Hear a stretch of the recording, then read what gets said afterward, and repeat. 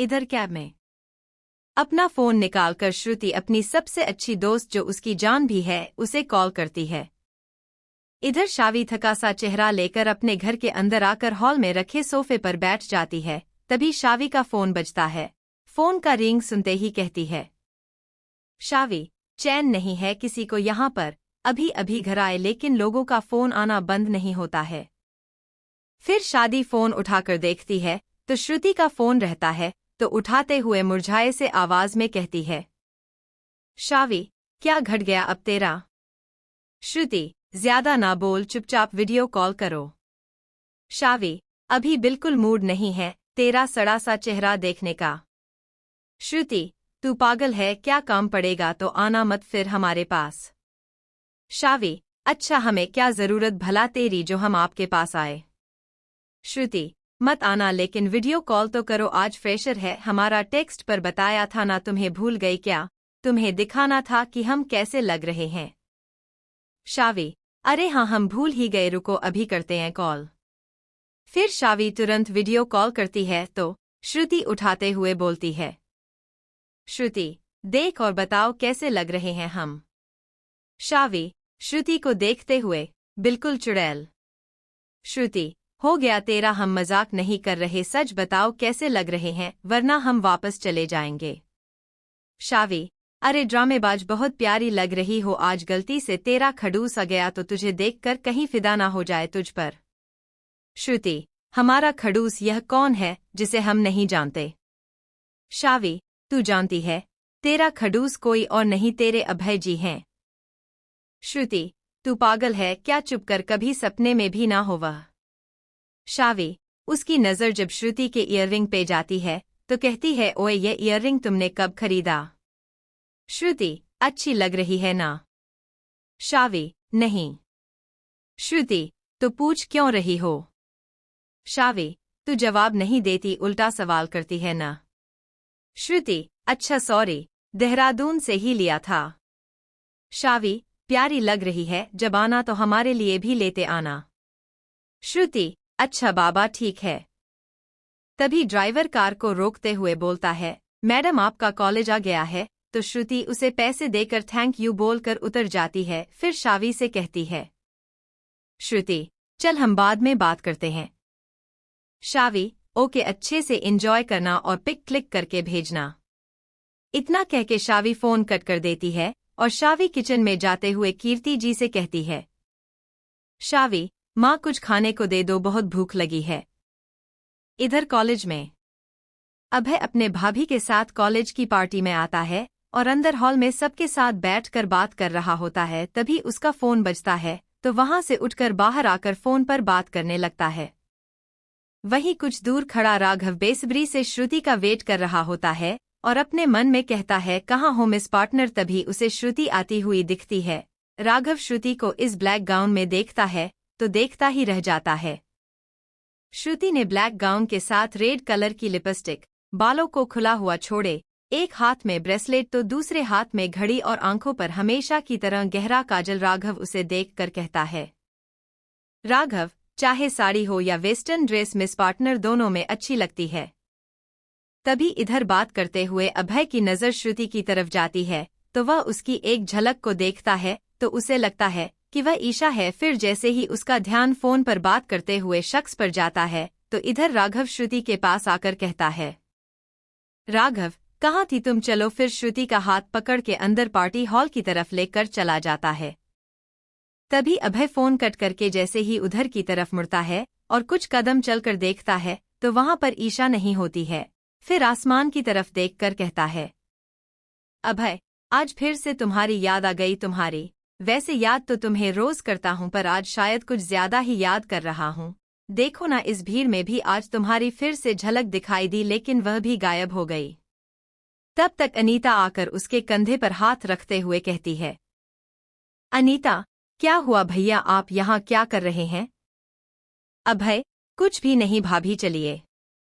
जैसे ही अभय और Anita party hall में आ रहे होते हैं तो पीछे से अभय को कोई बुलाते हुए कहता है, हेलो मिस्टर मल्होत्रा। अभय जब पीछे देखता है तो आर्यन रहता है तो अभय उसे देखते हुए कहता है, अभय, आप कौन? आर्यन, मैं आर्यन हूँ। अभय, ओके ठीक है। आर्यन, ओ सॉरी मैंने तो पूरा इंट्रोडक्शन दिया ही नहीं, मेरा नाम आर्यन है और मैं इस कंस्ट्रक्शन कंपनी का फाउंडर हूँ। अभय कुछ कहता कि अनीता अभय से बोलती है, अनीता, आप बात करके अंदर आ जाइएगा, ठीक है। अभय, ओके भाभी आप चलिए अंदर, मैं आता हूँ। आर्यन जब अभय के मुंह से अनीता के लिए भाभी सुनता है तो वह भी कहता है, आर्यन, हेलो भाभी। अनीता आर्यन को हेलो बोल के वहां से चली जाती है। अनीता के जाने के बाद अभय आर्यन से कहता है, अभय, कहिए कैसे मदद कर सकता हूं आपकी। आर्यन, काफी सुना है आपके बारे में, तो क्या आप हमारी कंपनी के लीगल चीजों को हैंडल कर सकते हैं जरूरत पड़ने पर। अभय, मिस्टर आर्यन आपकी कंपनी के बारे में काफी सुना है, नई कंपनी है पर अच्छी कंपनी है, तो इस मैटर पर हम मेरे ऑफिस में बात करें तो ज्यादा बेटर होगा। आर्यन, जी बिल्कुल, आप बताइए कब आ सकता हूं मैं। अभय, नेक्स्ट वीक के बाद आप कभी भी आ जाइए। इधर पार्टी हॉल में जैसे ही अनीता की नजर श्रुति पर जाती है तो श्रुति के पास आके कहती है, Anita, you are looking adorable. Shruti, Shruti, thank you ma'am, and you are also looking so gorgeous. Anita, thank you, और तुम मेरे साथ आओ तो तुम्हें किसी से मिलना है। श्रुति, किससे मैम। अनीता, आओ तो सही। फिर अनीता श्रुति को लेकर हाल के उस हिस्से में ले आती है जहां से अभय और आर्यन दोनों दिख रहे होते हैं बात करते हुए, लेकिन अभय की पीठ अनीता और श्रुति की तरफ होती है। अनीता, वो जो बाहर खड़े होकर बात कर रहा है तो उसका थोड़ा ध्यान देना है क्योंकि वह थोड़ा अजीब है। श्रुति बातों को समझ नहीं पाती है तो कहती है, मतलब मैम। अनीता, अरे वह मेरा देवर है और मैं थोड़ा इधर बिजी हूँ तो तुम देख लेना। फिर अनीता इशारे में दिखाती है तो श्रुति जब अनीता के इशारे की तरफ देखती है तो आर्यन को देखकर मन में कहती है, श्रुति, मिस्टर आर्यन, अनीता मैम के देवरा है। फिर अनीता से कहती है, यह तो वही कार वाले है, वह आपके देवर है। अनीता, कार वाला मतलब। श्रुति, कुछ नहीं मैम, हम देख लेंगे। फिर अनीता को कोई बुलाता है तो अनीता वहां से चली जाती है। तब दिव्या श्रुति के पास आती है तो श्रुति दिव्या को देखते हुए कहती है, श्रुति, आज तुम भी बहुत खूबसूरत लग रही है। दिव्या ग्रे कलर का गाउन पहना था और बहुत ही प्यारी लग रही थी। दिव्या श्रुति का जवाब देते हुए कहती है, यार तुम भी ना मजाक मत किया करो, तुम बहुत प्यारी लग रही हो, लगता है आज इस पार्टी में सबको घायल करने का इरादा है। श्रुति, बस कर, हो गया तेरा, चल कुछ खाते हैं। दिव्या श्रुति खाने के लिए फूड काउंटर की तरफ चले जाते हैं। इधर राघव अपने दोस्तों के साथ खड़ा रहता है। सानिया ने भी प्यारी सी ब्लू कलर की नी लेंथ तक की ड्रेस पहनी हुई होती है जिसमें बहुत प्यारी लगती है। अमित और रोहन ने भी सूट पहने होते हैं। सानिया, वाह राघव, इतना तैयार हुआ है तू इस बार, किस खुशी में। राघव, क्यों नहीं हो सकता तैयार। रोहन, हो सकता है बट आज ही क्यों। राघव, क्योंकि आज फ्रेशर है। अमित राघव के कंधे पर हाथ रखते हुए कहता है, भाई फ्रेशर तो हर साल होता है लेकिन आज पहली बार इतना चमक रहा है, क्या बात है। सानिया, राइट अमित, बोलो राघव। राघव, अरे चुप करो तुम सब, कोई बात नहीं है, और आज पहली बार डांस में पार्टिसिपेट किया हूँ ना, वह भी कॉलेज के फंक्शन में, इसलिए। अमित, सच भाई, हर बार तो बिजनेस का बहाना देकर चला जाता था, इसलिए तेरे बिजनेस में आज तेरी जरूरत नहीं पड़ी क्या। राघव हंसते हुए अमित से कहता है, बेवकूफों, तभी तो आया हूँ मैं, आया वरना आता क्या इस बेफिजूल सी चीजों में। बोलो तुम लोग एंजॉय करो, मैं आता हूँ अभी। राघव को जाता हुआ देख सानिया रोहन और अमित से कहती है, सानिया, चलो जो भी है अच्छा है, कम से कम हम सब की और मेमोरीज तो बनेगी। रोहन, हाँ यह भी ठीक है। सानिया, यार वैसे जब तक हम कुछ करें ना तब तक फ्रेशर में मजा नहीं आएगा। अमित, क्या प्लान चल रहा है तुम्हारे दिमाग में। रोहन, अब क्या सोच लिया तुमने। तभी सानिया की नजर खाती हुई श्रुति पर जाती है तो कहती है, सानिया, अभी तक तो कुछ नहीं सोचा था पर अब आ गया कि क्या करना है। रोहन, मतलब सानिया। फिर अमित रोहन को अपना प्लान बताती है। प्लान सुन के अमित कहता है, अमित, अगर कुछ हो गया तो इन सब में और राघव को पता चलेगा तो। सानिया, बस करो अमित, तुम इतना डरते क्यों हो, कुछ नहीं होगा उसे और राघव को मैं बता दूंगी, ओके। इधर श्रुति की नज़र जैसे ही अनीता से बात करते हुए अभय पर जाती है तो अभय को देखकर वह हैरान हो जाती है और मन में कहती है, इन्हीं कहीं जाना था ना, या इन्हें यही आना था। इतना सोचते हुए तुरंत अभय की तरफ आने लगती है। तभी अनीता की नज़र जब अपनी तरफ आती हुई श्रुति पर जाती है तो वह उसे देखकर खुश हो जाती है। श्रुति उनकी तरफ जा रही होती है कि आर्यन बीच में आ जाता है। आर्यन एक हाथ में जूस का गिलास पकड़े श्रुति से कहता है, आर्यन, हेलो मिस सक्सेना। श्रुति, हेलो सर, आप यहाँ, और प्लीज आप हमें मिस सक्सेना ना बोलकर श्रुति बोलिए, वह ज्यादा बेटर होगा। Aryan, okay miss Saxena, sorry Shruti, यही सेम क्वेश्चन मेरा भी था कि तुम यहाँ कैसे। श्रुति, हल्का सा मुस्कुराते हुए, हम यहीं से पढ़ाई करते हैं। आर्यन, अच्छा, और मैं यहाँ गेस्ट के तौर पर आया, कितना इत्तेफाक है हमारी किस्मत में, राइट श्रुति। श्रुति आर्यन की यह बात सुनकर कहती है, सर मानते हैं इत्तेफाक है और शायद किस्मत से ही मिले हो। फिर जैसे ही श्रुति की नज़र अभय पर जाती है तो अभय को देखते हुए कहती है, किस्मत में चाहे कितनों से ही क्यों ना मिला दे, लेकिन तकदीर जिस इंसान के नाम की होगी वह इंसान ही आपकी किस्मत में होगा, उसके अलावा कोई नहीं। आर्यन श्रुति की इतनी डीप बातों को सुनकर श्रुति से कहता है, आर्यन, काफी अच्छी बातें कर लेती हैं आप, वैसे सही कहा आपने, तो आप जानती हैं कि आपकी तकदीर में कौन है। श्रुति आर्यन की तरफ नजर कहते हुए, जी। फिर उसे होश आता है तो कहती है, अभी तक तो नहीं पर मिल जाएंगे हम भी, और कभी कभी ऐसा होता है कि इंसान हमारे सामने होकर भी हम उसे पहचान नहीं पाते हैं, तब सिर्फ वक्त का इंतजार करते हैं, और इतना आसान भी तो नहीं है ना कि जो तकदीर में हो उसका पता चलना। आर्यन, बात तो आपने सही कहा, लेकिन तुमसे एक बात पूछूं। श्रुति, जी बिल्कुल पूछिए। आर्यन, तुम कल के लिए अभी तक नाराज नहीं होना मुझसे। श्रुति, हम नाराज होने वाले कौन होते हैं, लेकिन कल आपकी गलती थी, आपने वह एक्सेप्ट किया, हमें अच्छा लगा। आर्यन, कल के लिए सॉरी, बाय द वे आज तुम बहुत ज्यादा खूबसूरत लग रही हो। श्रुति, थैंक यू सर। आर्यन, यह बार बार मुझे सर क्यों बुला रही हो। श्रुति, क्योंकि आप अनीता मैम के। तभी कोई प्रोफेसर आर्यन को बुलाने लगता है तो आर्यन श्रुति को सॉरी बोलकर वहां से चला जाता है।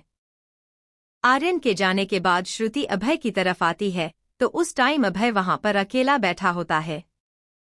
अनीता को कुछ यूथ का ग्रुप पिक्चर्स लेने के लिए लेकर चले जाते हैं, लेकिन दूर खड़ी अनीता की नज़र श्रुति और अभय पे ही थी। श्रुति अभय के पास आकर बैठते हुए, श्रुति, हेलो सर, गुड इवनिंग। अभय श्रुति की आवाज़ सुनकर उसे देखता है, फिर अपना फ़ोन चलाने लगता है और कोई जवाब नहीं देता। श्रुति बड़बड़ाते हुए, खड़ूस कहीं का, अकड़ू कहीं का, जब इज्जत से पूछे हैं तो बताने में पता नहीं इनका क्या घट रहा है। अभय श्रुति की बात को सुनकर कहता है, किसी के बारे में बुरा बोलना हो तो देख लेना चाहिए, मिस सक्सेना की अगल बगल वो इंसान बैठा तो नहीं है, या उसके कानों तक आपकी बड़बड़ाहट पहुंच तो नहीं रही है ना। श्रुति इतना सुनते ही झेपते हुए इधर उधर देखने लगती है तो अभय आगे बोलता है, अभय, क्या है ना, मैं कम दिमाग वालों से बात नहीं करता। श्रुति, आपका मतलब क्या है। अभय, मतलब तुम भी समझ रही हो मिस सक्सेना। श्रुति अपनी तरफ खुद को उंगली से पॉइंट करते हुए बोलती है, मतलब हम कम दिमाग के हैं, याद रखिएगा हमारी इस बात को, यही कम दिमाग वाली लड़की एक दिन आपके काम आएगी। अभय हंसते हुए, सीरियसली उस दिन में मर ना जाऊं। श्रुति, वह दिन तो देखा जाएगा कि आप जिंदा रहेंगे या नहीं, और आपका ईगो भाई साहब, ईगो क्यों ही लेंगे आप हमारी मदद, क्योंकि फिर कम दिमाग वाली आपसे बेहतर जो हो जाएगी। अभय श्रुति की बात सुनकर उसे घूरने लगता है। श्रुति अभय को खुद को घूरता देख अपनी आंखों को मटकाते हुए कहती है, श्रुति, हमें पता है कि आज हम बहुत खूबसूरत लग रहे हैं, आपको ऐसे हमें घूरने की जरूरत नहीं है, नजर लग जाएगी हमें तो हम क्या करेंगे। अभय यह बात सुनकर तुरंत अपनी नजर हटाकर अपना फोन चलाने लगता है। इधर अनीता श्रुति और अभय को ऐसे बात करते देख खुश हो जाती है। श्रुति को ढूंढते ढूंढते सलोनी वहां पर आती है, जहां श्रुति अभय के साथ बैठी होती है। सलोनी वहां आके कहती है, सलोनी, हाय श्रुति। श्रुति खड़े होकर, हाय सलोनी। सलोनी, काफी प्यारी लग रही हो तुम, और अब चलो, राघव वेट कर रहा है, तुम्हारा डांस परफॉर्मेंस स्टार्ट होने वाला है और तुम्हें राघव कब से ढूंढ रहा है। श्रुति, अरे हाँ, एंड थैंक यू, चलो। श्रुति सलोनी के साथ जाने के लिए होती है तो अभय श्रुति को ताना मारते हुए कहता है, अभय, तुमसे काम तो होता नहीं है, ठीक से डांस क्या करोगी, यह काम कर लोगी तुम अच्छे से। श्रुति रुक के पीछे मुड़ते हुए कहती है, अब आप यह देखकर बताइएगा कि हमें डांस करना आता है या नहीं, और एक आंख मारते हुए वहां से चली जाती है। राघव, श्रुति और भी कपल स्टेज के पीछे आकर खड़े हो जाते हैं। फिर राघव श्रुति को देखते हुए कहता है, राघव, मिस पार्टनर, फाइनली हम डांस करने जा रहे हैं। श्रुति, राघव, हमें तुम्हारे साथ डांस करने का कोई शौक नहीं है, बस यह सोच लो कि मजबूरी में कर रहे हैं। राघव, अच्छा कोई बात नहीं पार्टनर, कभी यह मजबूरी हट जाए क्या पता। श्रुति, पता नहीं हटेगा भी या नहीं, यह सब फिर कुछ सोचते हुए अचानक से राघव का नाम लेती है। राघव श्रुति के अचानक से उसका नाम लेने पर कहता है, क्या हुआ, बोलो। श्रुति, तुमने तारीफ नहीं की हमारी। राघव, तुम्हारी तारीफ मैं करूं, इतने अच्छे दिन नहीं है तुम्हारे। श्रुति अपना मुंह बनाते हुए, वेरी फनी, हमें भी कोई शौक नहीं है तुम्हारे तारीफ का, हम तो इसलिए पूछ रहे थे कि हमने तुम्हारी दी हुई ड्रेस पहनी है तो बताओ कैसे लग रहे हैं हम। राघव, अच्छा तो यह बात है, वैसे ड्रेस प्यारी लग रही है। तभी स्टेज पर से अनाउंस होता है तो स्टेज की सारी लाइट ऑफ हो जाती है और सभी अपने अपने पार्टनर के साथ स्टेज पर जाने लगते हैं। श्रुति भी अपना मुंह फुलाकर वहां से स्टेज की तरफ जाने लगती है तो राघव उसका कलाई पकड़ के अपनी तरफ करता है। फिर श्रुति के थोड़ा करीब आकर कहता है, राघव, आज तक किसी की तारीफ नहीं किया हूं, लेकिन सच में तुम पर यह ड्रेस बहुत प्यारी लग रही है और तुम तो वैसे भी प्यारी हो, इतना कहकर स्टेज पर चला जाता है। श्रुति राघव के जाने के बाद कहती है, पागल है पूरा, इतना कह के वह भी मुस्कुराते हुए स्टेज पर आकर राघव के बगल में खड़ी हो जाती है। तभी गाने का धुन बजता है तो लाइट ऑन होती है जो कि श्रुति और राघव पर जाती है। फिर धीरे धीरे स्टेज की सारी लाइट ऑन हो जाती हैं। राघव श्रुति का हाथ अपने हाथ में लिए गाने की धुन पर डांस करने लगता है। इधर एक तरफ बैठे अभय की नज़र जब श्रुति पर जाती है तो वह फिर से श्रुति को ईशा समझकर अपने इमेजिनेशन में डांस करने लगता है। इधर स्टेज पर राघव के साथ डांस करते हुए श्रुति की नज़र जब अभय से मिलती है तो उसे देखने लगती है और पता नहीं कब राघव को अभय समझ लेती है। गाने के बोल बजते हैं, कहते हैं, खुदा ने इस जहां में सभी के लिए किसी ना किसी को है बनाया, हर किसी के लिए तेरा मिलना है उस रब का इशारा, मानो मुझको बनाया तेरे जैसे ही किसी के लिए। तभी राघव की नज़र जब उसके साथ डांस करती हुई श्रुति के चेहरे पर जाती है तो श्रुति को यूं मुस्कुराता देख राघव के चेहरे पर भी मुस्कुराहट आ जाती है। गाने के बोल, कुछ तो है तुझसे राब्ता, कुछ तो है तुझसे राब्ता, कैसे हम जाने हमें क्या पता, कुछ तो है तुझसे राब्ता। श्रुति राघव को अभय समझकर डांस करते हुए आगे के गाने की लाइन को गुनगुनाते हुए अभय के साथ डांस करने लगती है। तू हमसफर है, फिर क्या फिक्र है, जीने की वजह ही यही है, मरना इसी के लिए। कहते हैं, खुदा ने इस जहां में सभी के लिए किसी ना किसी को है बनाया, हर किसी के लिए। तीनों अपनी किसी न किसी के ख्यालों में खो के एक दूसरे के साथ डांस कर रहे होते हैं।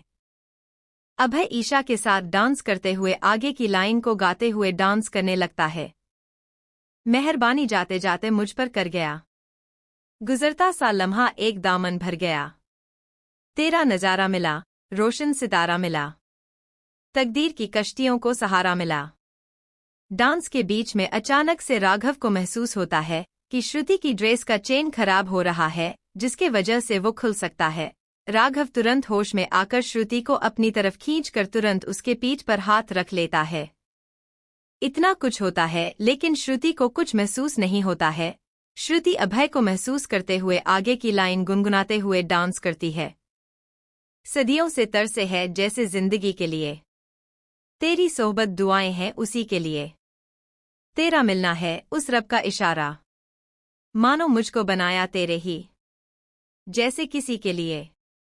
तभी राघव श्रुति को अपनी तरफ खींचता है तो श्रुति का पीठ राघव के सीने से लग जाता है, तो राघव धीरे से श्रुति के गाउन का चेन ठीक करता है। तो इसी में श्रुति को होश आता है और उसे एहसास होता है कि उसके गाउन की चेन खुलने वाला था, लेकिन जैसी ही राघव की तरफ देखती है तो मुस्कुराकर थैंक यू बोलती है। फिर मन में सोचती है कि श्रुति तू पागल है क्या, क्या सोच रही थी, वह अभय सर है। फिर श्रुति और राघव आगे की गाने पर डांस करने लगते हैं। कुछ तो है तुझसे राब्ता, कुछ तो है तुझसे राब्ता, कैसे हम जाने हमें क्या पता, कुछ तो है तुझसे राब्ता, कैसे हम जाने हमें क्या पता, कुछ तो है तुझसे राब्ता, तू हमसफर है, फिर क्या फिक्र है, जीने की वजह है यही है, मरना इसी के लिए। कहते हैं खुदा ने इस जहां में सभी के लिए किसी ना किसी को है बनाया, हर किसी के लिए। डांस परफॉर्मेंस खत्म होते ही लोग तालियां बजाने लगते हैं। तालियों की आवाज सुनकर अभय को भी कोई होश आता है, तो जैसे ही स्टेज पर देखता है तो वहां पर ईशा और खुद को ना पाकर श्रुति और राघव को देखता है। यह देखते ही उसका मन उदास सा हो जाता है। राघव और श्रुति झुक के सबको थैंक यू बोलते हैं। फिर स्टेज से नीचे आकर जैसे ही श्रुति कहीं जाने लगती है तो दिव्या उसके पास आकर कहती है, दिव्या, श्रुति यार तुम और राघव कितना अच्छा डांस करते हो।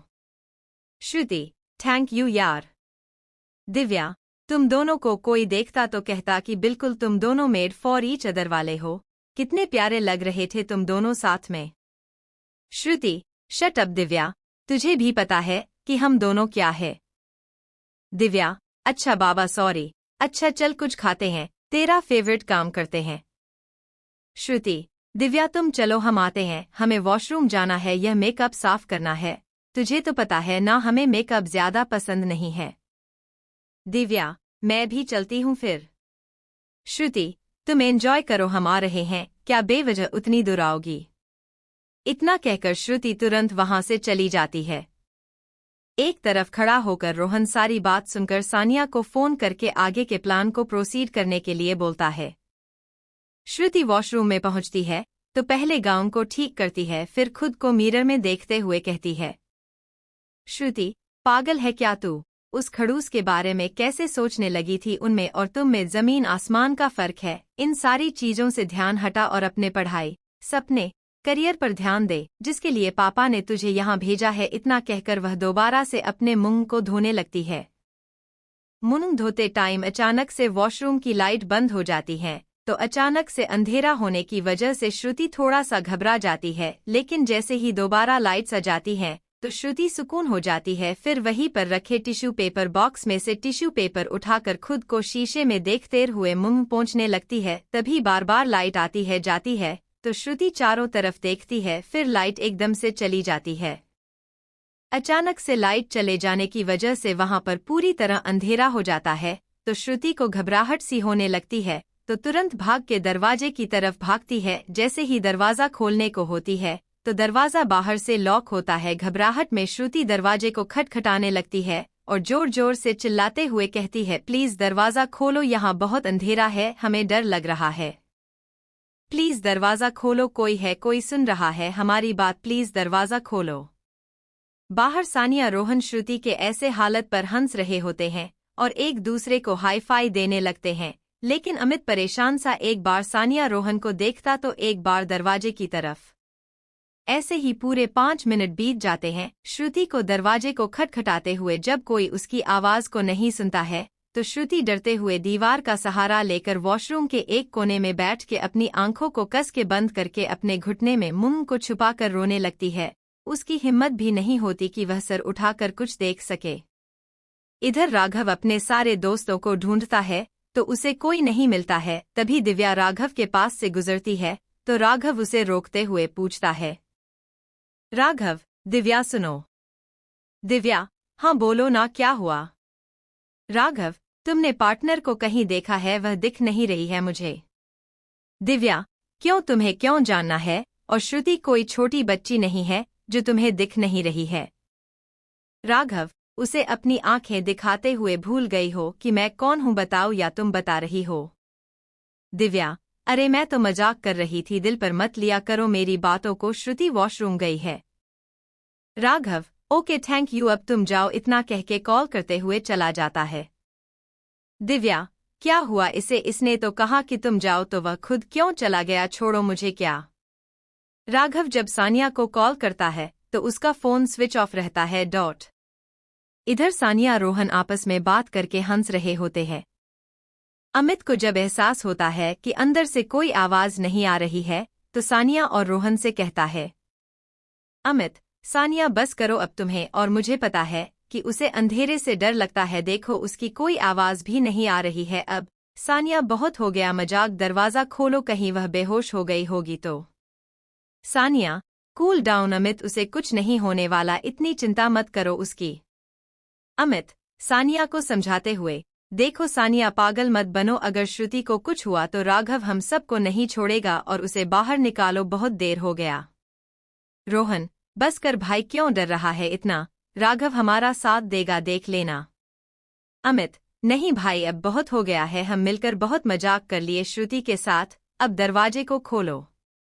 अमित दरवाजा खोलने के लिए जाने लगता है तो सानिया उसके हाथ को पकड़ते हुए कहती है, सानिया बस कर, हम थोड़ी देर की और बात है, अब चुप हो जाओ। जब सानिया दरवाजे को खोलने के लिए नहीं मानती है तो अमित घबराहट में राघव को फोन कर देता है। इधर राघव जैसे ही अमित का फोन देखता है तो तुरंत उठाते हुए कहता है, राघव कहाँ हो तुम, सब कब से ढूंढ रहा हूं। अमित घबराते हुए, राघव जल्दी आ जा यहाँ पर। राघव, क्या हुआ, तुम इतना घबराए हुए क्यों हो, सब ठीक है ना? अमित, भाई तू कहाँ है? अभी जहाँ भी है जल्दी से यहाँ आ जा। राघव, सब ठीक है ना, तुम सब कहाँ आना है, क्या हुआ कुछ तो बताओ पहले। अमित, वॉशरूम साइड आ जाओ जल्दी से। राघव, वॉशरूम साइड क्यों? फिर उसे ध्यान आता है कि श्रुति भी वॉशरूम के साइड ही गई है थी, फिर अमित से कहता है, तुम लोगों ने श्रुति के साथ कुछ किया है क्या? अमित, हाँ, वह हम लोग छोटा सा प्रैंक कर रहे थे, लेकिन अब ज्यादा हो गया, तू जल्दी आजा, बस कब से सानिया को कह रहा हूँ दरवाजा खोलने के लिए, लेकिन वह खोल ही नहीं रही है, और श्रुति की तो आवाज भी नहीं आ रही है, पता नहीं क्या हुआ है अंदर। राघव, क्या हुआ श्रुति को? अगर उसे कुछ हुआ तो सच में तुम तीनों को छोड़ूंगा नहीं मैं। क्या किया तुम लोगों ने?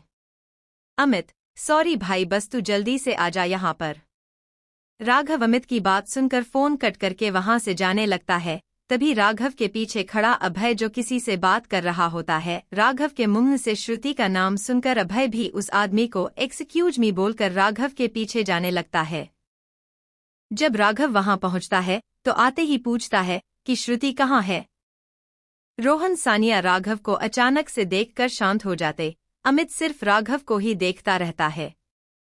सानिया खुद को शांत करते हुए राघव से कहती है, सानिया तू यहाँ कब आया? चल अच्छा हुआ अब आ गया है, तो देख बहन जी को हमने वहां बंद किया है, और दरवाजे की तरफ इशारा कर देती है।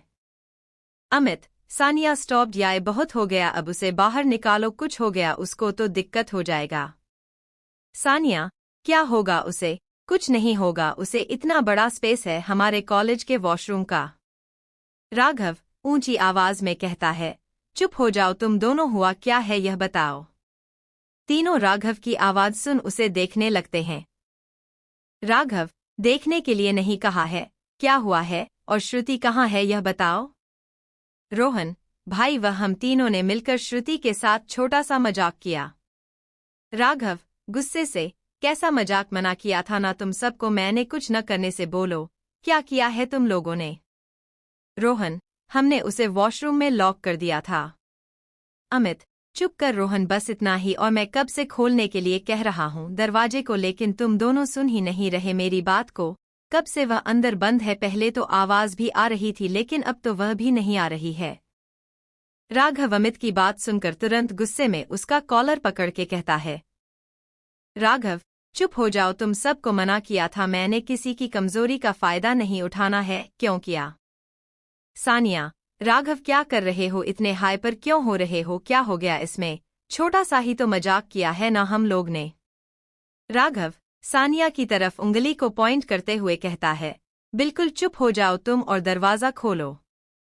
जब सानिया राघव की बात का कोई जवाब नहीं देती है या वहां से हिलती नहीं है तो राघव और तेज से कहता है, राघव सुनाई नहीं दे रहा है, मैंने कहा दरवाजा खोलो अभी के अभी।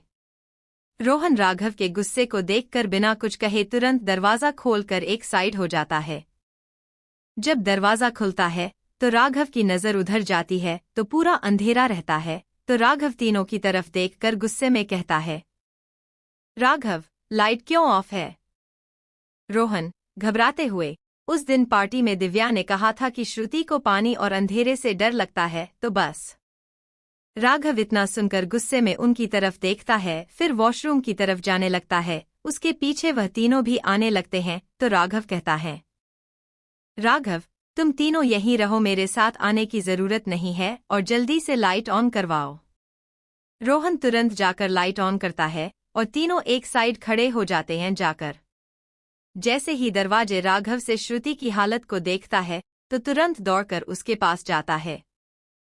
इधर अभय भी दूर खड़ा सब सुन रहा होता है। जैसे ही लाइट ऑन होती है श्रुति की हालत को ऐसे देखता है तो तुरंत उसके कदम भी उधर की तरफ बढ़ने लगते हैं, लेकिन एक कदम चलते ही वह वहीं पर रुक जाता है और सब कुछ देखने और सुनने लगता है। राघव हंसती खेलती श्रुति को ऐसे डरा सहमा सा देखकर उसके पास बैठकर प्यार से उसका नाम बुलाता है, राघव। श्रुति श्रुति देखो मैं आ गया, सुन रही हो ना तुम। श्रुति राघव की बात नहीं सुनती है क्योंकि वह अपने आंखों को कसकर बंद किए हुए और कानों को हाथों से बंद किए हुए थी। राघव को जब श्रुति की तरफ से उसकी बातों का कोई जवाब नहीं मिलता है तो राघव उसे ऐसे देखकर परेशान सा हो जाता है, फिर अपने मन में कहता है कि इसे क्या हुआ है। राघव फिर से उसके दोनों हाथों को कानों पर से हटाते हुए कहता है, देखो मैं हूँ राघव, मेरी आवाज सुन रही हो ना, कुछ नहीं है यहाँ पर, देखो अंधेरा चला गया है, अपनी आंखें तो खोलो। श्रुति तब भी कुछ नहीं बोलती है तो राघव जैसे ही उसके चिन को पकड़कर अपनी तरफ करता है तो श्रुति तुरंत राघव के हाथ को झटक देती है और फिर जब आंखें खोल के ऊपर देखती है तो उसे राघव दिखता है। राघव को देखते हुए तुरंत उसके गले लग के रोने लगती है। राघव उसे ऐसे रोते हुए देखकर कहता है, शांत हो जाओ, क्यों रो रही हो, देखो कुछ नहीं हुआ है, चुप, बिल्कुल चुप हो। श्रुति जब थोड़ा नॉर्मल होती है तो राघव कहता है, चलो उठो हम चलते हैं बाहर। फिर राघव श्रुति को आराम से खड़ा करता है और उसे पकड़कर बाहर लाता है। श्रुति बाहर आती है तो उसकी नजर इन तीनों पर जाती है जिनका चेहरा लटका हुआ रहता है। वह खड़े होकर पूछती है, श्रुति धीरे आवाज में बोलती है, क्या हुआ, तुम सबको ऐसे मुंह क्यों लटकाए हो।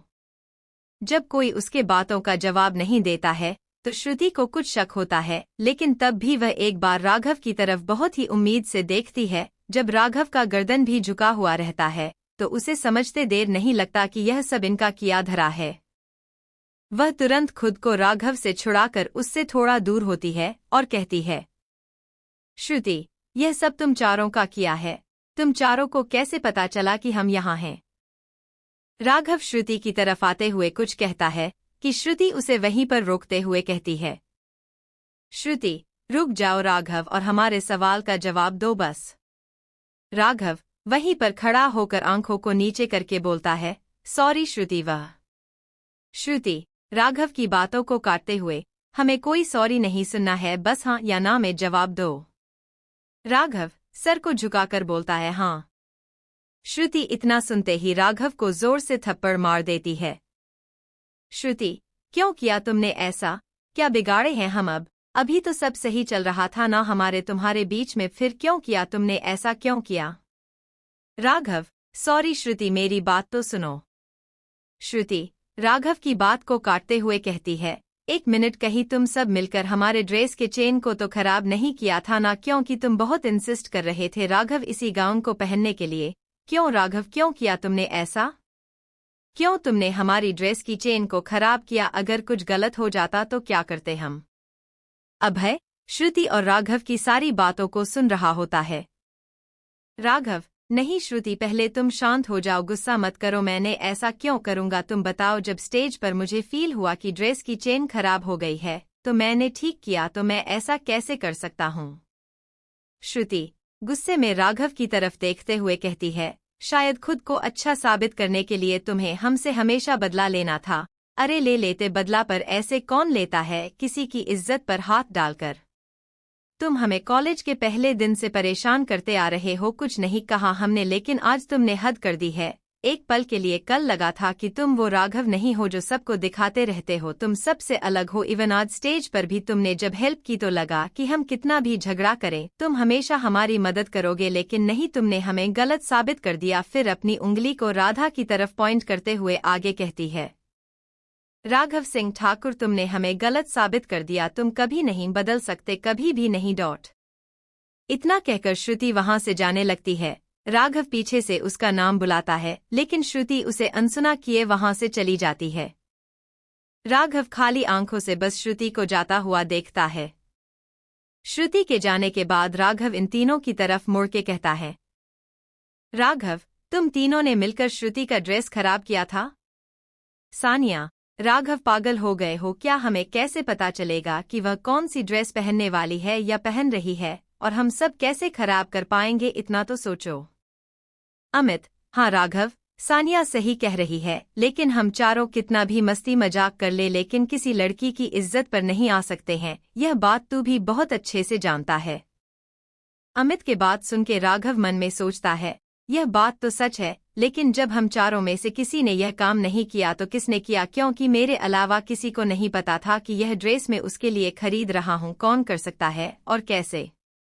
तभी पीछे से शनाया की आवाज आती है, शनाया, मैंने यह किया है तुम्हारा और अपना बदला लेने के लिए। राघव, मतलब।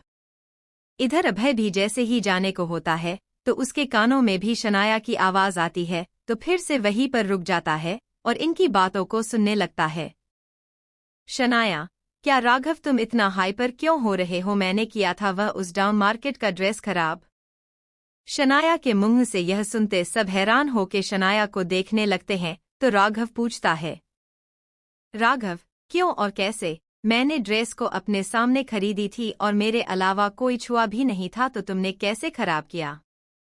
शनाया, वेट राघव, पहले क्यों का जवाब सुनो फिर कैसे का। सब शनाया की तरफ देखने लगते हैं। शनाया इतराते हुए बोलती है, वो डाउन मार्केट मिडिल क्लास लड़की, उसकी इतनी हिम्मत है कि उसने शनाया खुराना से बदतमीजी से बात करी, उस लड़की ने पूरे ऑडिटोरियम के सामने बेइज्जती की थी मेरी, और मैं उसे ऐसे ही जाने देती कभी भी नहीं, तो बस मैंने अपना बदला ले लिया जब मुझे मौका मिला। राघव खुद के गुस्से पर कंट्रोल करते हुए, कैसे और कब मौका मिला तुम्हें। शनाया हंसते हुए, इतना मुश्किल भी नहीं था, तुम याद करो जब तुम अपनी सो कॉल्ड पार्टनर के लिए मॉल में वही गाउन लेने के लिए गए थे। फ्लैशबैक।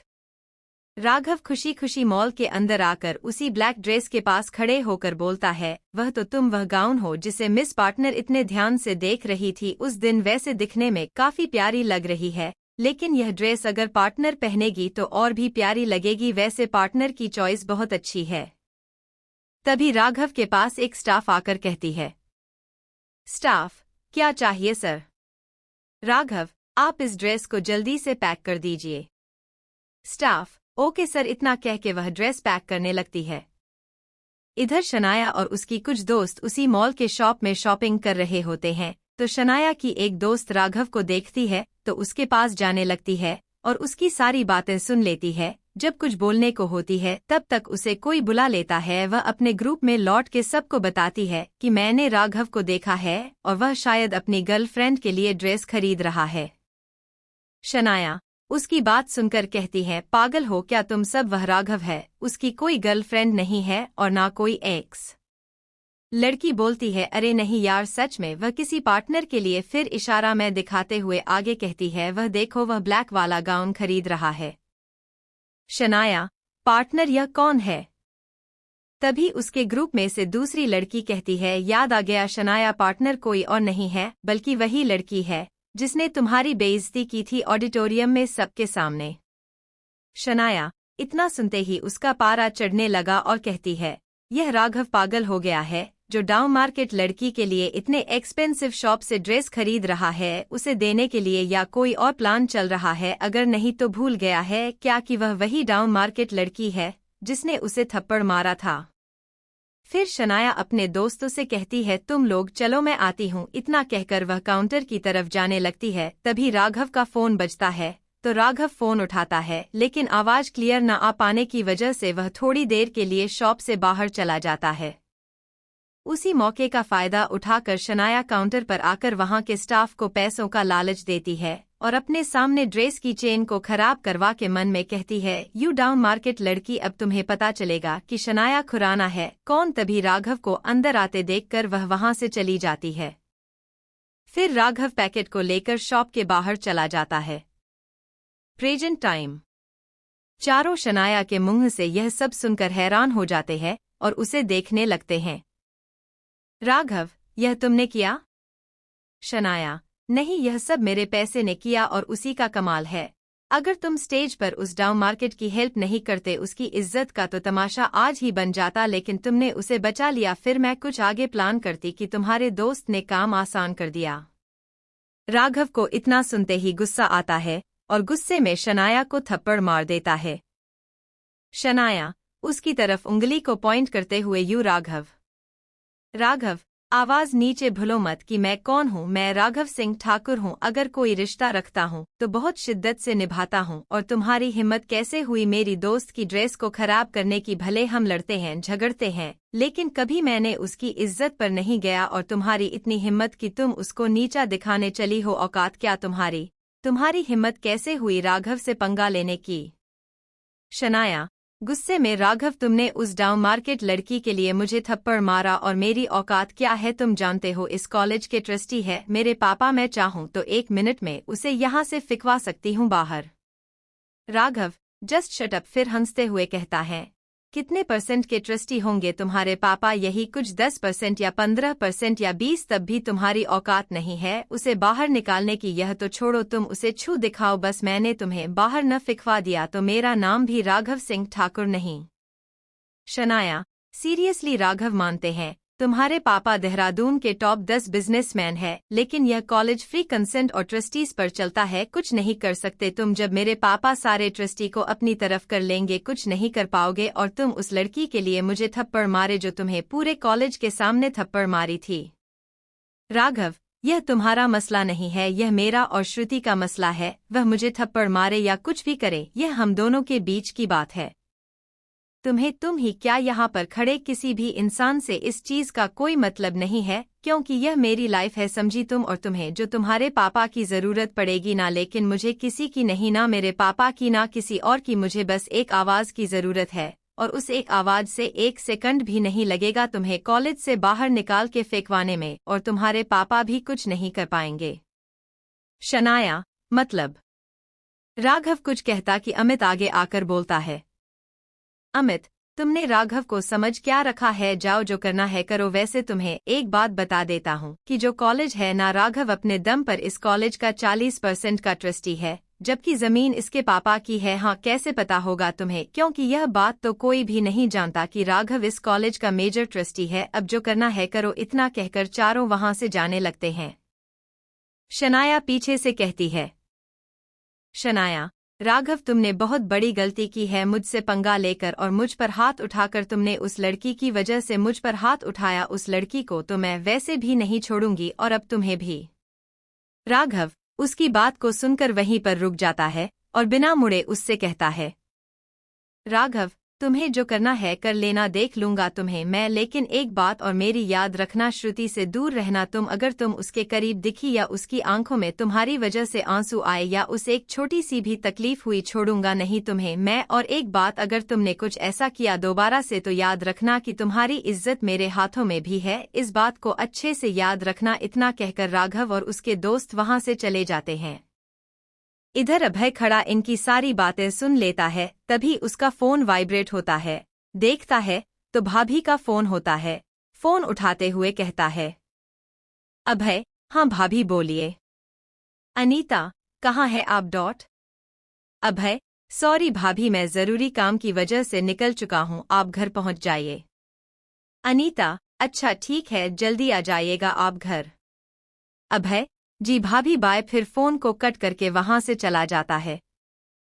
श्रुति पैदल चल रही होती है। पैदल चलते चलते उसे थोड़ी दूर पर ही एक बेंच दिखता है, तो जाकर उसी बेंच पर बैठ जाती है और पैरों को ऊपर करके अपने मुंह को घुटनों में छुपा लेती है। कुछ दूर अभय भी गहरी सोच में डूबे हुए पैदल चलते चलते आ रहा होता है, लेकिन जैसे ही उसकी नज़र वहां पर बैठी श्रुति पर जाता है तो वह पहचान जाता है कि वह कोई और नहीं बल्कि श्रुति है। तो वह उसी के पास आकर श्रुति के पीठ के ऑपोजिट डायरेक्शन पर बैठ जाता है, जिससे दोनों एक दूसरे का चेहरा नहीं देख पाते हैं। अभय श्रुति को देखकर उसकी पीठ के ऑपोजिट डायरेक्शन में बैठ जाता है। श्रुति को पता नहीं चलता कि अभय उसके पीछे दूसरी तरफ मुंह करके बैठा हुआ है। अभय को अभी भी श्रुति के रोने की शीलश्कियां सुनाई देती है, लेकिन वह कुछ कहता नहीं है। श्रुति रोते हुए ऊपर आसमान में चांद को देखते हुए कहती है, श्रुति, हमने क्या गलत किया? क्या गलती थी हमारी जो राघव ने इतना बुरा किया हमारे साथ? हम तो यहाँ अपने सपनों को लेकर आए थे, ना कि इन सब चीजों में पड़ने के लिए। बचपन से हमने एक ही सपना देखा है कि लॉ करके एक अच्छे वकील बनना, अपने पापा की तरह उन लोगों की मदद करना जिसे सच में इस कानून की मदद की जरूरत है। पर यहाँ के लोग बिल्कुल अच्छे नहीं हैं, लोगों की फीलिंग को समझते ही नहीं है। इतना कहते कहते उसे याद आता है, और वो जो भी वॉशरूम में हुआ तो घबराते हुए बोलती है, वह हादसा ना हुआ होता तो हम ऐसे होते ही नहीं कभी। इतना कहकर वह फिर से रोने लगती है। इधर अभय बैठे श्रुति की सारी बात सुन रहा होता है, फिर अपने पैंट की पॉकेट से रुमाल निकालकर उसकी तरफ बढ़ाता है। श्रुति की नज़र जब रुमाल पर जाती है तो ले लेती है। पहले रुमाल को देखती है, फिर पीछे देखती है, लेकिन तब तक अभय उठकर 3-4 कदम जा चुका होता है, तो श्रुति को बस उसकी पीठ दिखाई देती है। श्रुति उसे जाता हुआ देखती रहती है। उसके जाने के बाद श्रुति उसी रुमाल को देखने लगती है। तभी उस रुमाल के एक कोने पर कड़ाई से AM लिखा होता है। जब श्रुति की नज़र उस पर जाती है तो वह उसे देखने लगती है और आंखों से एक आंसू का बूंद उसी AM पर गिर जाता है। फिर रुमाल को अपने हाथ में पकड़े अपने फ़ोन को देख के तुरंत शावी को फ़ोन करती है। इधर शादी अपने कमरे में बैठकर अपनी पढ़ाई कर रही होती है, तो उसका फ़ोन बजता है। देखती है तो श्रुति का फ़ोन रहता है, तो तुरंत फ़ोन उठाकर चहकते हुए श्रुति से पूछती है, शावी, कैसा रहा पार्टी? तूने एंजॉय की और पिक क्लिक किया? अगर की है तो अभी के अभी भेज और सारी डिटेल बता कि वहां पर क्या क्या हुआ। श्रुति शावी की बात सुनकर रोने लगती है, तो शावी श्रुति को रोते हुए सुनती है तो खुद की खुशी में कंट्रोल करते हुए कहती है, शावी, क्या हुआ? तू रो क्यों रही है? सब ठीक है ना? क्या हुआ? शावी के इतना पूछते ही श्रुति और तेज तेज रोने लगती है। शावी, यार यह तेरी आदत कब जाएगी? जब कोई इंसान तुझसे कुछ पूछता है तो जवाब दिया कर, तू आंसू की टंकी मत ऑन किया कर अपनी। श्रुति रोते हुए शादी से कहती है, श्रुति, एक तो हम रो रहे हैं और तुम हमें ताने दे रही हो। शावी, ओके, लेकिन बता कर रो, क्या हुआ है, ताकि हम भी कह सके कि तुम और रो लो। श्रुति, तुम हमारी दोस्त ही हो ना।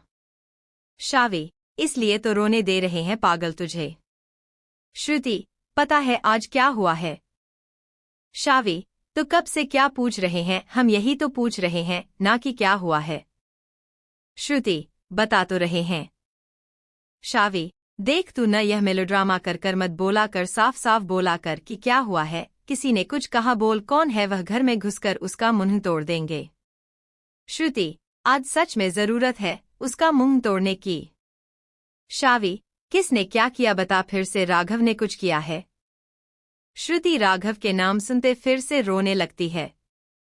शावी झुंझलाते हुए, श्रुति तू हमारे इम्तिहान की परीक्षा ना ले मत कर, ऐसा जो हुआ है साफ साफ बता। श्रुति, हम रो रहे हैं, तुम हमें कंसोल भी नहीं कर सकती। शावी, बहन जब तक कुछ बताओगी नहीं तब तक कैसे कुछ करेंगे? या हम भगवान तो हैं नहीं कि हमें पता है किस बात पर कंसोल करना है। श्रुति, शावी हमें बनारस वापस आना है, तुम सबके पास वापस आना है, हमें नहीं पढ़ना यहाँ के लोग बहुत बेकार है, बहुत ज्यादा बेकार है। शावी, हमें यहाँ नहीं आना चाहिए था। शावी अपने मन में, चालू हो गया इसका मेलोड्रामा। अभी ये लड़की रो नहीं रही होती तो कसम से सबसे पहले इसी का मुंह तोड़ते हम, क्या अजीब लड़की है। फिर श्रुति से कहती है, शावी अच्छा ठीक है, तू आ जाना वापस हुआ क्या यह तो बता पहले। श्रुति, सब अच्छा जा रहा था, डांस भी अच्छा था लेकिन। शावी, लेकिन क्या, जल्दी बोल आगे क्या हुआ। श्रुति, बोल तो रहे हैं, सुनोगी तब ना। शावी, हाँ बोल। श्रुति फिर जो भी फ्रेशर में हुआ वह सारी बातें शावी को बता देती है। शावी उसकी सारी बातें सुन के कहती है, शावी, उसने ऐसा किया, उस राघव की इतनी हिम्मत। तू ठीक है ना? कितने देर तक अंधेरे में थी तू? ठीक है ना? अंधेरा होने की वजह से कोई दिक्कत नहीं हुआ न तुझे? श्रुति, हाँ हम ठीक है, तू जानती है ना अचानक अंधेरा हो जाने से हम कितना डरने लगते हैं। उस दिन हम दोनों के साथ ऐसा नहीं होता तो आज सब ठीक होता ना। शावी, छोड़ो उस दिन की बात को, जो होना था हम दोनों के साथ हो गया, अब तू ज्यादा पैनिक मत हो। तू कहाँ है अभी? श्रुति, हम अभी सड़क के पास एक बेंच पर बैठे हुए हैं। शावी, तू पागल है, इतनी रात में अकेले वहां बैठी है, चल ऑटो पकड़ और हॉस्टल पहुंच, हम फोन पर ही हैं। श्रुति, ओके। श्रुति शावी से बात करते करते अपने हॉस्टल पहुंचती है। हॉस्टल पहुंचते जैसे ही रूम में आती है तो पायल उसकी हालत देखकर पूछती है, पायल, क्या हुआ तुम्हें? इधर शावी को फोन से जब पायल की आवाज सुनाई देती है तो वह समझ जाती है कि श्रुति हॉस्टल पहुंच चुकी है, तो शावी श्रुति से कहती है, शावी, अपना फोन अपने रूममेट को दो। श्रुति, क्यों? शावी, सवाल ना किया कर, जो बोला जाए वह कर, फोन दे उसे। श्रुति, ओके। फिर फोन पायल को देके अपने बेड पर जाकर ऐसे ही लेट जाती है। पायल श्रुति का फोन लेकर शावी से बात करते हुए, पायल, हेलो। शावी, हेलो पायल, हम शावी श्रुति के बेस्ट फ्रेंड। पायल, हाँ पता है, श्रुति हमेशा तुम्हारे बारे में बताती है। शावी, अच्छा, सॉरी, एक काम था तुमसे। पायल, हाँ बोलो। शावी, श्रुति का ध्यान रख लेना क्योंकि उसका मूड ऑफ है आज, भले ही ऊपर से कुछ दिखा नहीं रही है लेकिन अंदर ही अंदर बहुत डरी सहमी होगी वो, ओके। पायल, हाँ ठीक है, पर हुआ क्या है, वह ऐसे बिहेव क्यों कर रही है, उसकी हालत भी ठीक नहीं लग रही है। शावी, हाँ सबसे पहले तुम एक काम करना, तुम श्रुति के ड्रावर का सेकंड रो के लास्ट ब्लू कलर के कपड़े के नीचे एक दवा होगी, उसे वह दे देना। पायल, क्यों, दवाई कुछ हुआ है? शावी, पायल की बात सुनकर सारी बातें उसे बता देती है और आगे कहती है, उसे अंधेरे से बहुत ज्यादा डर लगता है और सपने में भी उसे डर की वजह से अटैक आ सकते हैं क्योंकि अंदर ही अंदर डरी होगी बहुत वो, तो यह दवा दे देना उसे। पायल, ओके, डोंट वरी, मैं देख लूंगी और तुम चिंता मत करो, मैं अच्छे से उसका ध्यान रखूंगी। Shavi, thank you and bye. Payal, welcome and bye. इधर शावी पायल का फोन कट करके फोन को टेबल पर रख कर अपने सर को चेयर से टीका के आंखों को बंद करके सोचने लगती है। 13 साल पहले भोपाल। बच्चों का एक ग्रुप आपस में घर के पास ही बने पार्क में खेल रहे होते हैं। वहीं पर एक तरफ 8 साल का लड़का भी अपनी बॉल से खेल रहा होता है, लेकिन गलती से उसकी बॉल उसी बच्चों के ग्रुप के लीडर को लग जाती है, तो वह मोटा बच्चा उस 8 साल के लड़के के पास आके उसे धक्का दे देता है, जिससे वह 8 साल का लड़का गिर जाता है और चोट लगने की वजह से वह रोने लगता है। उसकी रोने की आवाज सुनकर कुछ ही दूर पर खड़ी लगभग 10 साल की लड़की तुरंत दौड़कर वहां आती है और कहती है, सागर तुम ठीक हो ना? फिर उन लड़कों के ग्रुप की तरफ देखकर उस मोटे लड़के से कहती है, तुम्हारी इतनी हिम्मत कि तुम लोगों ने हमारे भाई को धक्का दिया? लड़का, हाँ दिया, क्या कर लोगी तुम, लड़कियां हो कुछ भी नहीं बिगाड़ सकती। तभी लड़की को गुस्सा आता है और तुरंत उसको एक मुक्का मार देती है। लड़का, तेरी इतनी हिम्मत कि तूने मुझे मारा, और फिर उसके बाल को पकड़कर खींचने लगता है। लड़की, तुम्हारी इतनी हिम्मत कि तुमने हमारे बाल को छुआ, छोड़ो हमारे बाल को, रुको तुम्हें हम बताते हैं। फिर लड़की भी उसके बाल को पकड़कर खींचने लगती है। तभी पीछे से एक और लड़की की आवाज आती है, जो पहले वाली लड़की की हम उम्र की होगी। छोड़ दो हमारे दोस्त को, किसकी इतनी हिम्मत हो गई जो हमारे रहते हुए इन दोनों पर हाथ उठाए। सागर उस लड़की की आवाज को सुनते ही दौड़ते हुए उसके पास जाकर कहता है, सागर, शावी दी आप आ गई, देखे ना उन्होंने हमें धक्का दिया और हमें चोट भी लग गई और चीकू के बालों को खींच रहे हैं। शावी, तुम यहीं रुको, हम आते हैं इन्हें सबक सिखाकर। सागर, हाँ दी, और इन्हें अच्छे से पीटना आप। शादी श्रुति के पास आकर उस लड़के से श्रुति के बालों को छुड़वा कर अपनी तरफ करती है और कहती है, शावी, क्या श्रुति इन चूजों से तो लड़ नहीं सकती है? कहते हैं, सीख लिया कर हमसे तो कुछ लड़ना, लेकिन नहीं। श्रुति, बस कर, ज्यादा 30 मार खान बनने की जरूरत नहीं है तुझे। तू भी जानती है इन चूजों से लड़ना कितना आसान है हमारे लिए, लेकिन जो काम हमेशा हम साथ करते हैं, आज उसे अकेले कैसे करते? तो तुम ही बताओ कैसे पीट सकते हैं इन्हें अकेले? बस तेरा इंतजार कर रहे थे। इतना कहकर वो मुस्कुरा देती है। शावी श्रुति को देखकर मुस्कुरा देती है और कहती है, बात तो तूने सही कही, चलते हैं फिर। लड़का, इतनी हिम्मत नहीं है किसी की जो मुझे मार सके, कोई भी छू नहीं सकता, और तुम दोनों लड़कियां हो, क्या ही बिगाड़ लोगे तुम दोनों हम सबका? इतना कहकर वह मोटा लड़का हंसने लगता है और साथ में उसके दोस्त भी। शावी, चल श्रुति, थोड़ा सा इनकी हंसी कम कर दिया जाए और लड़कियों की ताकत भी दिखा दी जाए, क्या कहती हो तुम? श्रुति, क्या यार नेकी, वो भी पूछ पूछ कर, चलते हैं फिर।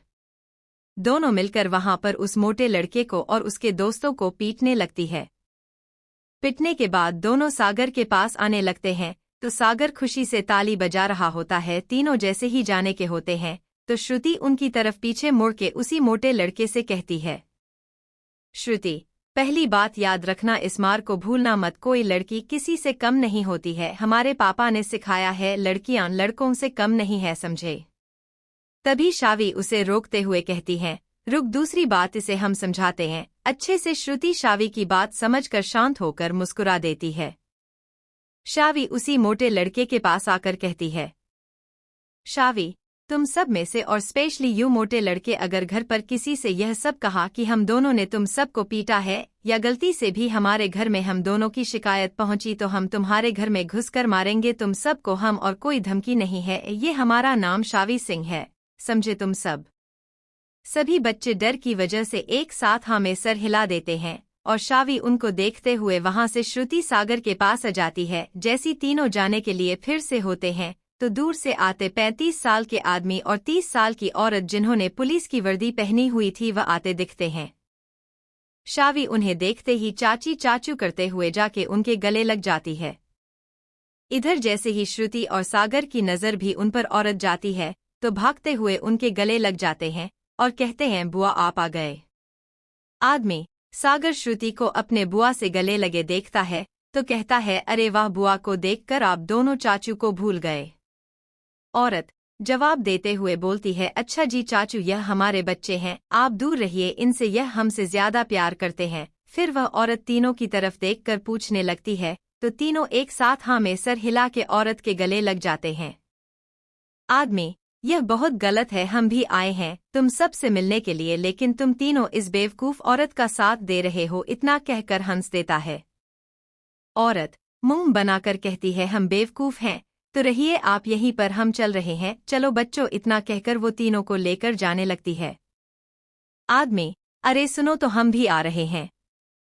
दोनों एक घर के गेट के पास पहुंचते हैं जहां पर बड़े बड़े अक्षरों में लिखा होता है आशियाना। आदमी उस प्लेट को देखकर हाथों से छूकर कहता है, बहुत मिस करता हूं तुम्हें। तभी पीछे से वही औरत उसके कंधे पर हाथ रख के अंदर चलने का इशारा करती है।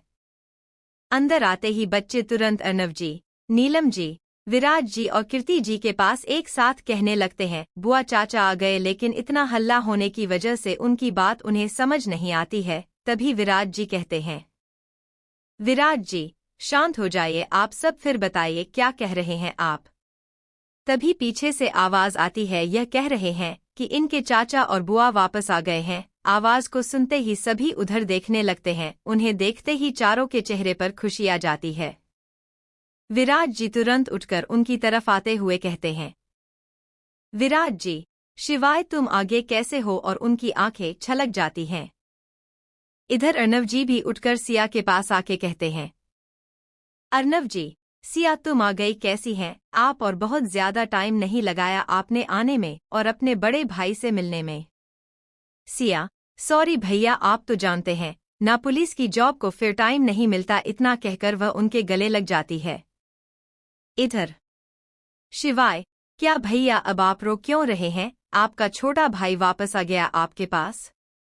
तभी पीछे से नीलम जी और कीर्ति जी की आवाज आती है, हाँ सारा प्यार तुम दोनों अपने भाइयों को दिखाओ, हम भाभिया तो कुछ है ही नहीं।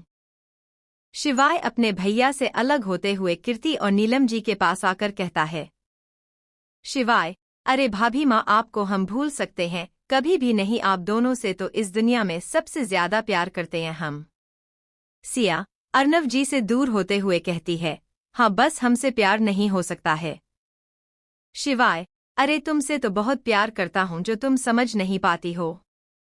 सिया, अच्छा क्या समझ नहीं पाते हैं मिस्टर सिंह, आपका हम और आपको पता है भाभी दिन भर लड़कियों से फ्लर्ट करना और कहते हैं आपकी हमसे प्यार करते हैं, आपको शर्म नहीं आती ना। शिवाय, अरे हमारी होने वाली मिसेज सिंह आंखें कितनों को भी देख ले लेकिन यह दिल और दिमाग सिर्फ आपके बारे में सोचता है। इस दिल में ना कोई था, ना कोई है, ना कोई होगा आपके सिवा। सिया नीलम जी और कीर्ति जी से, सिया, देखी भाभी इन्हें कभी भी नहीं सुधर सकते और हमसे कहते हैं तुम इतना क्यों बोलती हो। अर्नव जी, बस अब ठीक है, हो गया, झगड़ा मत करिए, आप दोनों जाकर जल्दी से फ्रेश हो कि नीचे आइए, साथ में कुछ खाते हैं। शिवाय, ओके भैया अभी आते हैं हम। सिया, ओके भैया। थोड़ी देर बाद पूरा परिवार साथ में बैठकर खा रहा होता है, तभी विराज जी कहते हैं, विराज जी, अचानक से आज आप दोनों यहाँ कैसे आ गए। सिया, अब हम दोनों हमेशा के लिए यही रहेंगे भोपाल में। अर्नव जी, मतलब। शिवाय, भैया मतलब यह कि हम दोनों का ट्रांसफर भोपाल हो गया है फाइनली। कीर्ति जी, अरे वाह तब तो अच्छा है, अब जल्दी से सिया को हम अपने घर की छोटी बहू बनाकर लाएंगे। नीलम जी, सही कहा भाभी आपने, इनके अलग अलग जगह पर होने की वजह से अब तक शादी रुकी हुई थी पर अब नहीं, अब हम धूमधाम से शादी करेंगे इनकी। कीर्ति जी, हाँ बिल्कुल, बहुत इंतजार हो गया, अब फाइनली हम हमारी छोटी बहन को हमारे घर लाएंगे। इधर सिया आपने भाभी की बात सुनकर शिवाय को मुस्कुराते हुए देख रही होती है, तो शिवाय उसे एक आंख मार देता है, तो सिया हड़बड़ा के नजरें नीचे कर लेती है और शिवाय उसकी इस अदा पर मुस्कुरा देता है। सब आपस में खुशी खुशी बात करते हुए खा रहे होते हैं, तभी गेट से कोई आता है।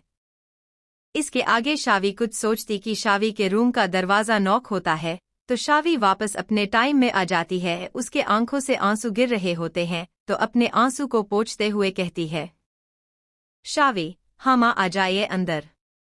कीर्ति जी, अंदर आते हुए, यह लो दूध पी लो, आज जल्दी सो जाना, इतना कहकर दूध के ग्लास को उसी टेबल पर रखती है, तो उनकी नज़र शावी की आंखों पर जाती है, जो रोने की वजह से लाल हो चुकी होती है, तो कीर्ति जी प्यार से शावी के गाल पर हाथ रखते हुए कहती हैं, कीर्ति जी, क्या हुआ तुम्हें, तुम रो क्यों रही हो।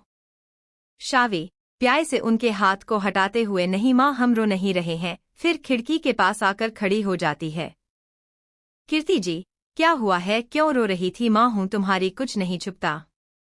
शावी, बस चाचा और चाची की याद आ गई, इसी वजह से बहुत मिस करते हैं हम उन्हें, बहुत ज्यादा।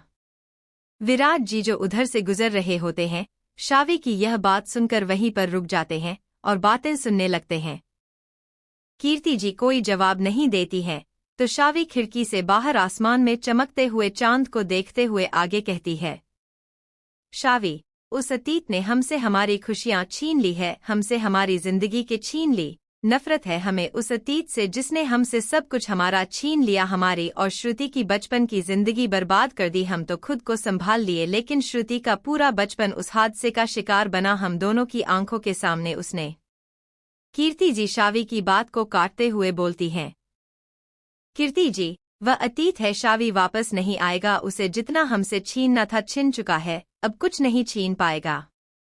शावी अपनी माँ की बात सुनकर कहती है, माँ यह आप भी जानती हैं, अतीत तब तक खत्म नहीं होता जब तक हम उसे मार ना दे, और अतीत से हम बदला लेकर रहेंगे। कीर्ति जी, कैसा बदला। शावी उनकी तरफ देखते हुए, कुछ नहीं, आप जाए आराम करें, हम ठीक हैं और दूध भी पी लेंगे, गुड नाइट माँ। कीर्ति जी, गुड नाइट। इतना कह के रूम से बाहर आती हैं, तो उनकी नज़र विराजी पर पड़ती है। विराट जी आंखों से इशारा करके उन्हें आश्वासन देते हैं और वहां से लेकर चले जाते हैं।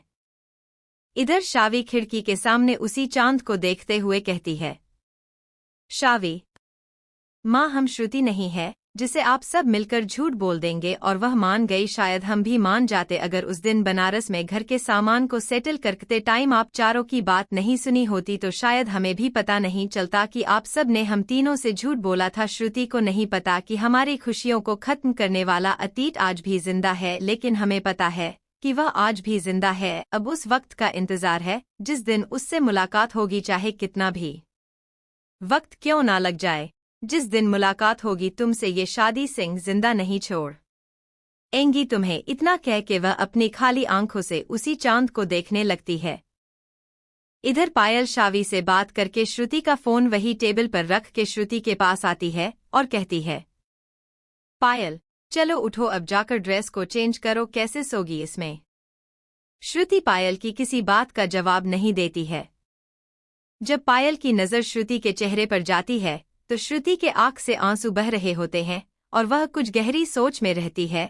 श्रुति जब पायल की बातों का कोई जवाब नहीं देती है तो पायल श्रुति को जैसे ही उठाने के लिए छूती है, श्रुति डर की वजह से खुद को खुद में सिकुड़ लेती है। पायल श्रुति की ऐसी हालत देख के उसको प्यार से कहती है, पायल श्रुति ये मैं हूँ, पायल चलो उठो पहले। फिर पायल आराम से उसको बेड पर बैठाते हुए कहती है, अब रो क्यों रही हो, रो मत ना। अरे तुम तो श्रुति सक्सेना हो, इतनी स्ट्रांग हो, सब कुछ तुम संभालती हो और तुम खुद ऐसे रो रही हो।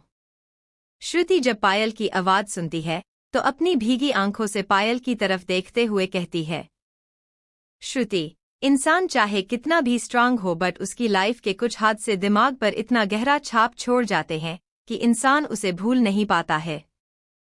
पायल कुछ हुआ था क्या जिसके लिए तुम इतनी परेशान हो, तुम चाहो तो बता सकती हो। श्रुति बताने को तो कुछ नहीं है, बस इतनी सी बात है कि छोटे से उम्र में जब हम कुछ नहीं समझ पाते हैं तब कुछ हादसे ऐसे हो जाते हैं जो जिंदगी भर डराने के लिए काफी होते हैं। वैसे हम ठीक है, हम कपड़े चेंज करके आ रहे।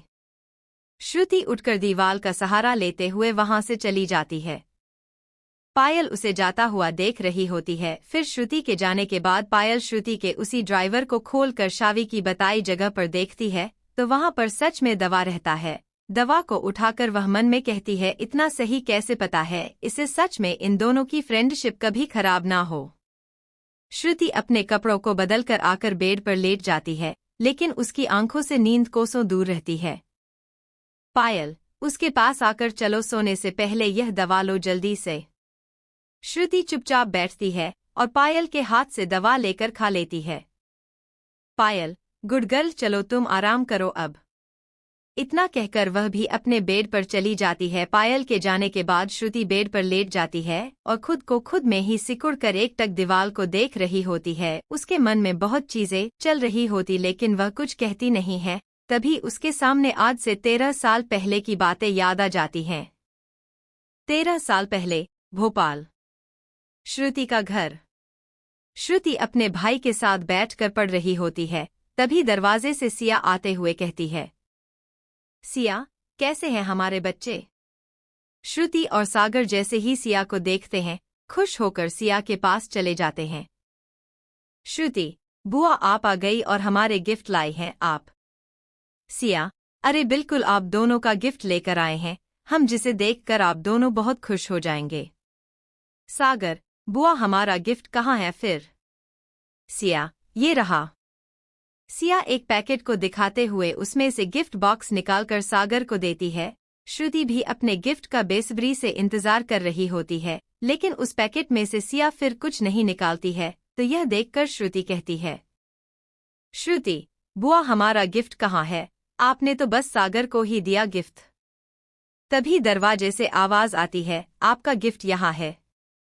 श्रुति जब दरवाजे की तरफ देखती है तो वह शिवाय दरवाजे पर खड़ा रहता है। श्रुति शिवाय के पास दौड़ के जाकर कहती है, चाचू आप आ गए, तब तो शावी भी अपने नानी के यहाँ से आ गई होगी, कहाँ है वह, इतने दिनों से हम मिले नहीं है उससे। शिवाय वही तो आपका गिफ्ट है, उधर देखिए, आप दोनों एक दूसरे को बहुत मिस कर रहे थे ना। श्रुति शिवाय की बताई हुई जगह पर देखती है तो तुरंत दौड़ के जाकर शावी के गले लग जाती है। नीलम जी अगर तुम दोनों का भरत मिलाप हो गया हो तो अंदर आ जाओ। शिवाय प्रणाम भाभी, कैसी हैं आप, भैया कहाँ हैं। नीलम जी आपके भैया को काम से फुर्सत कहाँ और हम आपके सामने हैं। चलिए बैठिए और आपके लिए आपकी सिया अपने हाथों से आपकी फेवरेट कॉफ़ी बनाकर लाएगी। सिया, हम क्यों भाभी, यह कोई छोटे बच्चे नहीं है जिनके लिए हम कॉफ़ी बनाकर लाए जाएं और खुद से बनाएं। भगवान ने हाथ पैर बना सकते हैं, यह कॉफ़ी अपने लिए। शिवाय, देखा भाभी, इसे यह अपने होने वाले पति से ऐसे बात करती है, शर्म नहीं आती है। पता नहीं इतनी बड़ी पुलिस ऑफिसर कैसे बन गई, जब देखो तब गुस्सा नाक पर रहता है। सिया, मिस्टर शिवाय रुकिए, अभी आपको बताते हैं हम। फिर शिवाय की उसे मारने के लिए दौड़ाने लगती है। शिवाय उससे बचते हुए आगे दौड़ने लगता है। तभी श्रुति और शावी भी अंदर आते हैं तो शिवाय सिया को ऐसे भागते देखकर वह भी उनके पीछे पीछे भागने लगते हैं। चारों आपस में एक दूसरे को पकड़ के खेल रहे होते हैं। नीलम जी ऐसे हंसते खेलते सबको देखकर काफी खुश होती हैं और फिर अपने काम में लग जाती हैं। जब शिवाय थक जाता है तो श्रुति को पकड़ के सोफे पर बैठाते हुए कहता है, शिवाय, ओके सिया, अब बस हम थक चुके हैं। सिया शावी को अपने पास बैठाते हुए कहती हैं, हम दोनों भी थक गए हैं। इतना कहकर चारों हंसने लगते हैं। तभी यह सारी यादें श्रुति के सामने से ढूंढली होने लगती है तो श्रुति एक झटके से उठकर चिल्लाते हुए बोलती है, बुआ। पायल उसकी आवाज सुनकर तुरंत उसके पास आती है और घबराते हुए कहती है, पायल, क्या हुआ श्रुति, तुम ठीक हो ना? श्रुति अपने ख्यालों में इतनी ज्यादा खोई रहती है कि उसे पायल की आवाज भी सुनाई नहीं देती है। सिर्फ बुआ, चाचू, उसने सब खत्म कर दिया, यही सब कहकर रो रही होती है। पायल को समझ नहीं आता है कि क्या हुआ है और श्रुति को कैसे शांत कराएं। तभी पायल श्रुति का फोन उठाती है और पासवर्ड खोलकर तुरंत शावी को फोन कर देती है। शावी, जो कि अभी भी जगकर बुक पढ़ रही होती है, श्रुति का फोन देकर तुरंत उठाते हुए बोलती है, शावी, क्या हुआ? पायल, शावी, श्रुति बहुत ज्यादा रो रही है और किसी बात का जवाब भी नहीं दे रही है, बस एक ही बात दोहराए जा रही है, बुआ, चाचू, खत्म कर दिया उसने, कुछ समझ नहीं आ रहा, अचानक से पता नहीं क्या हो गया है इसे। शावी, तुम परेशान मत हो, तुम बस फोन को स्पीकर पर करो और हमारी बात कराओ, उससे तुमने वैसे दबा दिया था उसे। पायल, हाँ, फिर तुरंत फोन स्पीकर पर करती है। शावी, श्रुति, सुन रही हो हमारी बात? क्या हुआ तुझे, क्यों रो रही है? सोना नहीं है अपने साथ तो सबको परेशान कर रही है। श्रुति के कानों में जैसे ही शावी की आवाज जाती है तो वह तुरंत अपने होश में आती है और रोते हुए बोलती है, श्रुति, आज बुआ, चाचू की बहुत याद आ रही है। शावी, हाँ बाबा, हमें भी बहुत याद आती है उन दोनों की, लेकिन देखो हम रो रहे हैं। नहीं ना, तो तुम क्यों रो रही हो? चाचू चाची जहाँ है दोनों खुश होंगे और तू ऐसे रो क्यों रही है? उन्हें उदास करना चाहती है? रोके। श्रुति, नहीं, लेकिन हम कितने खुश थे ना, आज इतने साल बीत गए, उनका ख्याल कभी गया ही नहीं। क्यों होता है हमारे साथ ऐसा? जिनसे हम इतना प्यार करते हैं वह हमसे दूर हो जाते हैं।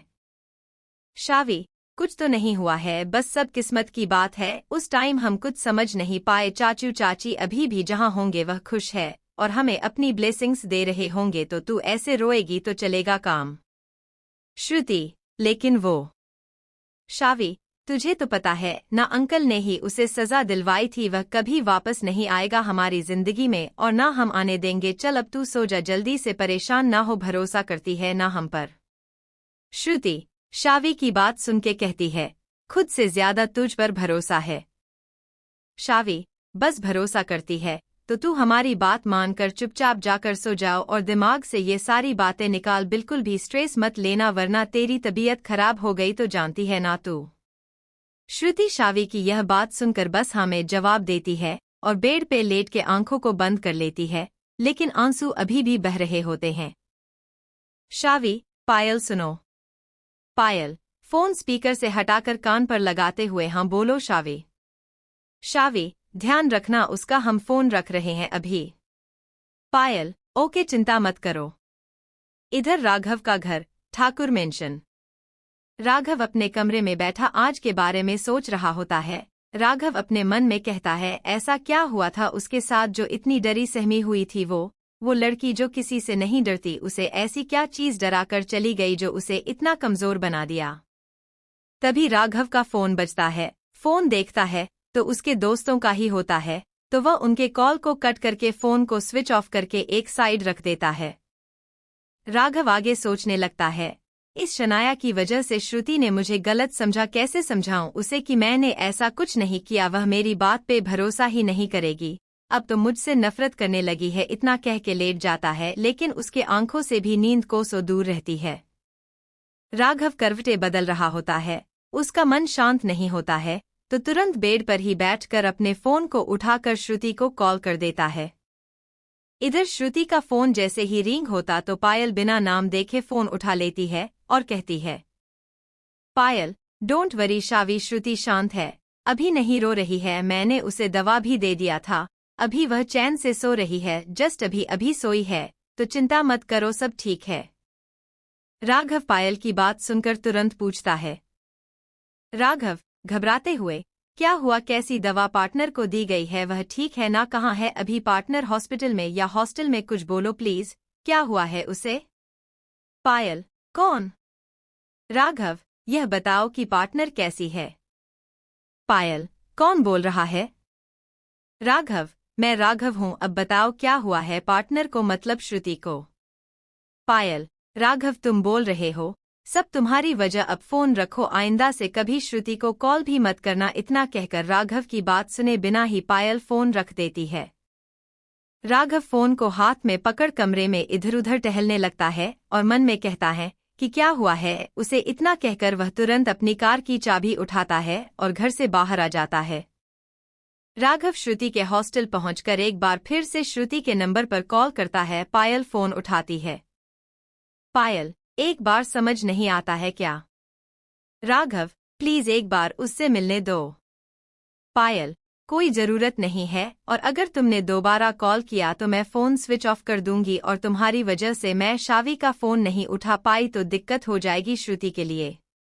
राघव ओके ओके, मैं दोबारा कॉल नहीं करूंगा, बस ध्यान रखना उसका। पायल राघव के बातों का जवाब दिए बिना फोन कट कर देती है। दूसरी तरफ मल्होत्रा निवास, अभय का घर। अभय हमेशा की तरह अपने कमरे की खिड़की पर खड़ा होकर आसमान पर चमकते हुए चांद को देख रहा होता है और चांद से बातें करते हुए कहता है, कैसी हो ईशा, तुम पता है मुझे कि तुम्हारे बारे में पूछने का मुझे कोई हक नहीं है, लेकिन क्या करूं, इस दिल के हाथों मजबूर हूं। उम्मीद है कि तुम बहुत खुश होगी और अच्छी होगी, मैं दुआ करूंगा कि तुम ऐसे ही हमेशा खुश रहो, लेकिन आज थोड़ा सा बात करने का मन किया तो आ गया चांद के पास। तुम्हें पता है आज मैंने तुम्हें बहुत मिस किया, आज कितने टाइम बाद पार्टी में गया, मुझे खुद भी याद नहीं है। वैसे मुझे पार्टी तो पसंद नहीं है, लेकिन क्या करता, भाभी की वजह से जाना पड़ गया, वरना वो मुझसे उदास हो जाती और मुझे वह बिल्कुल भी अच्छा नहीं लगता। तुम्हें पता है वहाँ पर आज मैंने तुम्हारे बारे में सोचा और तुम ही सोचते सोचते मैंने तुम्हारे साथ डांस किया, मुझे खुद भी नहीं पता चला। तालियों की गड़गड़ाहट से मैं होश में आया, वैसे और भी वहाँ पर बहुत कुछ हुआ। इतना कह के वो शांत हो जाता है और चांद को देखने लगता है। चारों अपने ख्यालों में ही डूबे हुए रहते हैं। श्रुति शावी इन दोनों का दर्द राज सब एक है, फर्क बस इतना है कि एक के सामने पूरा सच है और एक के सामने नहीं। श्रुति जिसे सिर्फ अपने सपनों से प्यारे है, वही शावी जिसके दिल में अतीत के राज अभी तक छुपे हुए हैं, लेकिन उस अतीत से बेहद नफरत भरी पड़ी है जो उसे अंदर ही अंदर जलाए जा रही है। दूसरी तरफ राघव उसके मन में पनपते एहसास को खुद नहीं समझ पा रहा है या अभी तक अनजान है कि यह दोस्ती है या एक नया एहसास का जन्म है। इधर अभय आज भी सिर्फ अपनी दुनिया से मतलब है, उसकी दुनिया में उसका काम, परिवार और उसकी अधूरी मोहब्बत है। बहुत गहरा प्यार छुपा है जो सबको दिखता है, लेकिन शायद अब वो मोहब्बत उसका तो नहीं हो सकता। इसी तरह चारों अपने अपने रिश्तों के धागों में उलझे हुए हैं। ऐसे ही 3-4 दिन बीत जाते हैं। श्रुति पहले की तरह ना किसी से बोल रही होती है, ना कुछ कह रही होती है। जब भी कॉलेज जाती तो राघव उससे बात करने की कोशिश करता, लेकिन श्रुति उसकी बातों को इग्नोर करके अपने काम में लगी रहती। राघव खुद को सही साबित करने के लिए श्रुति को बताना चाहता था कि उसने ऐसा कुछ नहीं किया, लेकिन श्रुति उसकी बात को सुनती तक नहीं। श्रुति का हॉस्टल, शाम का वक्त। श्रुति आज भी जल्दी ही ऑफिस से आ गई थी, तभी पायल श्रुति के पास आते हुए कहती है, पायल वापस आ गई, चलो जल्दी से रेडी हो जाओ। श्रुति क्या हुआ, कहाँ जाना है? पायल आज हम बाहर खाने जा रहे हैं, जल्दी से रेडी हो जाओ। श्रुति, सच में रुको, हम तुरंत रेडी होते हैं। श्रुति तुरंत फ्रेश होकर रेडी हो जाती है। दोनों रेडी होकर बाहर निकलकर बात करते हुए रेस्टोरेंट की तरफ जाने लगते हैं। पायल श्रुति को अपने ऑफिस की बात बताती है, लेकिन श्रुति उसके बात कहाँ या ना में ही जवाब देती है। पायल भी श्रुति की चुप्पी को समझ रही होती है, इसलिए वह ज्यादा कुछ नहीं कहती है, बस अपने ऑफिस की सारी बातें उसे बताती रही होती है। पायल कुछ आगे कहती कि वही चाय के स्टॉल पर कुछ आवारे लड़कों का ग्रुप बैठे होते हैं। जैसे ही उनकी नज़र पायल श्रुति पर जाती है तो वह तुरंत सीटी बजाने लगते हैं और कमेंट करने लगते हैं। इतना सुनकर श्रुति के कदम रुक जाते हैं और वह सिर्फ एक नज़र उन्हें देखती है तो वह लड़कों के ग्रुप में से एक लड़का कहता है, लड़का, देखो देखो मैडम को गुस्सा आ रहा है। श्रुति यह बात सुनकर उनकी तरफ जाने के लिए कदम बढ़ाती है, लेकिन पायल उसके हाथों को पकड़कर कहती है, पायल, इग्नोर करना ज्यादा बेटर है, चल यहाँ से। श्रुति पायल की बात सुनकर उन्हें इग्नोर करके जाने लगती है। तभी वहीं लड़कों का ग्रुप उनके सामने आकर उनके रास्ते को रोकते हुए कहते हैं, वाह मैडम, कहाँ चली आप दोनों। फिर पायल की तरफ देखकर गंदे से इशारे देते हुए कहता है, और मैडम आप तो इन मैडम से भी काफी खूबसूरत है, बिल्कुल मक्खन की तरह, आज तो रात बन जाएगी हम सब की। इतना कहकर सब आपस में ताली मारते हुए हंसने लगते हैं। पायल श्रुति का हाथ पकड़ के वहां से जाने लगती है। तभी उसमें से किसी एक लड़के ने पायल का हाथ पकड़ते हुए कहता है, लड़का, कहाँ चली मैडम, आप दोनों बड़ी जल्दी में लग रही है, हमारे साथ भी थोड़ा पार्टी कर लीजिए। पायल, देखें, हमें जाने दीजिए और मेरा हाथ छोड़िए। लड़का, छोड़ दिया, लेकिन आप जा नहीं सकती हैं कहीं पर भी। फिर जैसे ही वह लड़का पायल को दोबारा छूने के लिए हाथ बढ़ाता है तो श्रुति उसका हाथ को पकड़कर कहती है, श्रुति, तुम सबको पार्टी करनी है ना, हमारे साथ करो पार्टी, चलो छोड़ो तुम लोग भी, क्या याद रखोगे, तुम सब के साथ हम पार्टी करेंगे, लेकिन इसे एक साइड रखो। लड़का, अरे मैडम एक बात बताइए, आप अगर आपको एक पर एक ऑफर मिल रहा है तो आप एक में कैसे खुश हो सकती हैं। इतना सुनते ही श्रुति उसके चेहरे पर खींच के थप्पड़ मार देती है और कहती है, श्रुति, आइंदा से किसी लड़की से बात करते हुए जुबान संभाल के बात करना, हम इंसान है, कोई ऑफर नहीं समझे। फिर पायल की तरफ देखती है और उसके हाथ को पकड़कर कहती है, चल पायल यहाँ से, और वहां से जाने लगती है।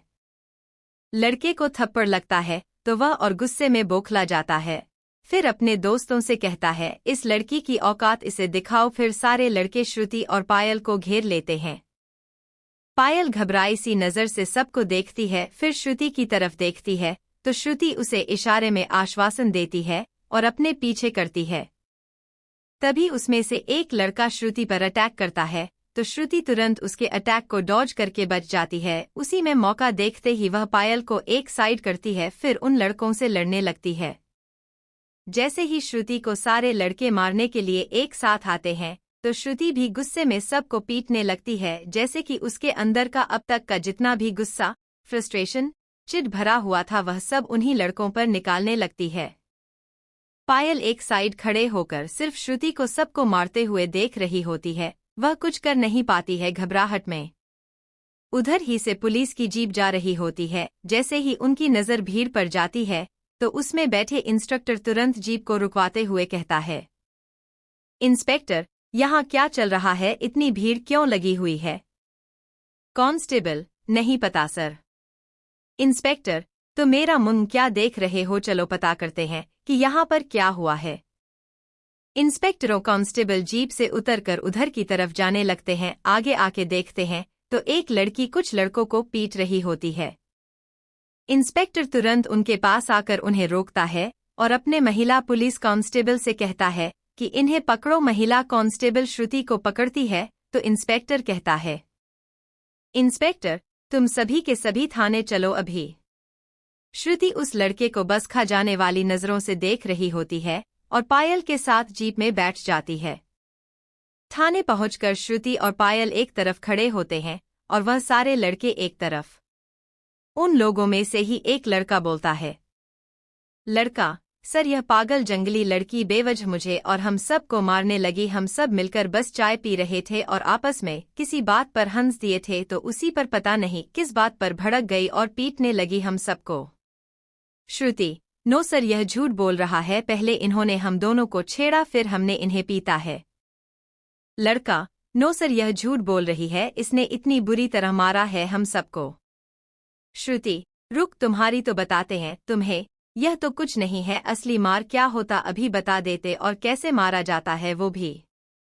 इंस्पेक्टर तेज आवाज में बोलता है। मैडम, यह पुलिस स्टेशन है, आपका घर नहीं। इतना सुनते शांत हो जाइए। इंस्पेक्टर की बात सुनकर श्रुति शांत हो जाती है।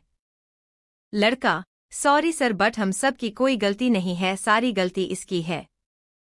श्रुति: सर आप पायल से पूछे, हम दोनों आराम से खाना खाने के लिए जा रहे थे, लेकिन बीच में यह लड़के हम पर गंदे गंदे कमेंट करने लगे, इसकी वजह से हमने पीटा। लड़का: सर आप वहाँ चाय वाले से पूछ लीजिएगा, हम सब झूठ नहीं बोल रहे हैं। इन्होंने इतना मारा कि अभी तक पूरा शरीर दर्द कर रहा है, और यह छोटे देखिए कितनी ज्यादा लग गई है। श्रुति उस लड़के की तरफ आते हुए: रुक, तुझे तो हम बताते हैं, झूठ पर झूठ बोले जा रहा है, शर्म नहीं आती है तेरी तो एक ना कर दी ना तो कहना। तभी श्रुति को पीछे से एक महिला कांस्टेबल पकड़ लेती। इंस्पेक्टर गुस्से से कहता है, सबको जेल में डाल दो, सब एक दिन जेल में रहेंगे तो बुद्धि सही हो जाएगी इन सब की। महिला कांस्टेबल तुरंत श्रुति और पायल को पकड़ कर लेकर जाने लगती है तो श्रुति कहती है, श्रुति आप हमें ऐसे नहीं पकड़ सकते, हम लॉयर हैं और हमें पता है कि 6 बजे के बाद आप किसी भी लड़की को जेल में नहीं डाल सकते। इंस्पेक्टर: मैडम आप लॉयर है तो आईडी कार्ड दिखाइए। श्रुति: जी बिल्कुल, अभी दिखाते हैं। फिर अपने बैग में से आईडी कार्ड ढूंढती है तो उसे नहीं मिलता है तो बेचारा सा शक्ल बनाकर कहती है, अभी नहीं है हमारे पास, लेकिन हम सच में लॉयर हैं।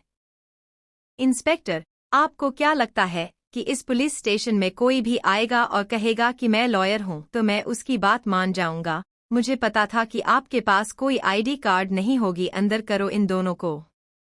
श्रुति: अरे ऐसे कैसे आप अंदर कर सकते हैं, हम सच में लॉयर हैं और आप ऐसे अंदर नहीं कर सकते हैं, 6 बज चुके हैं, अब तो आप बिल्कुल भी अंदर नहीं डाल सकते हम दोनों को।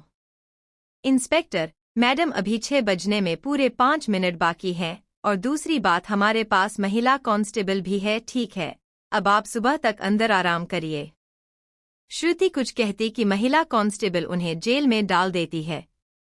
जेल में श्रुति बैठती है तो पायल की नज़र श्रुति के माथे पर लगे चोट पर बहते खून पर जाता है तो तुरंत उसके पास आके कहती है, पायल श्रुति तुम्हारे माथे से खून बह रहा है, क्यों करती हो यह सब? श्रुति अपने माथे को छूते हुए, डोंट वरी हम ठीक हैं, तुम चिंता मत करो।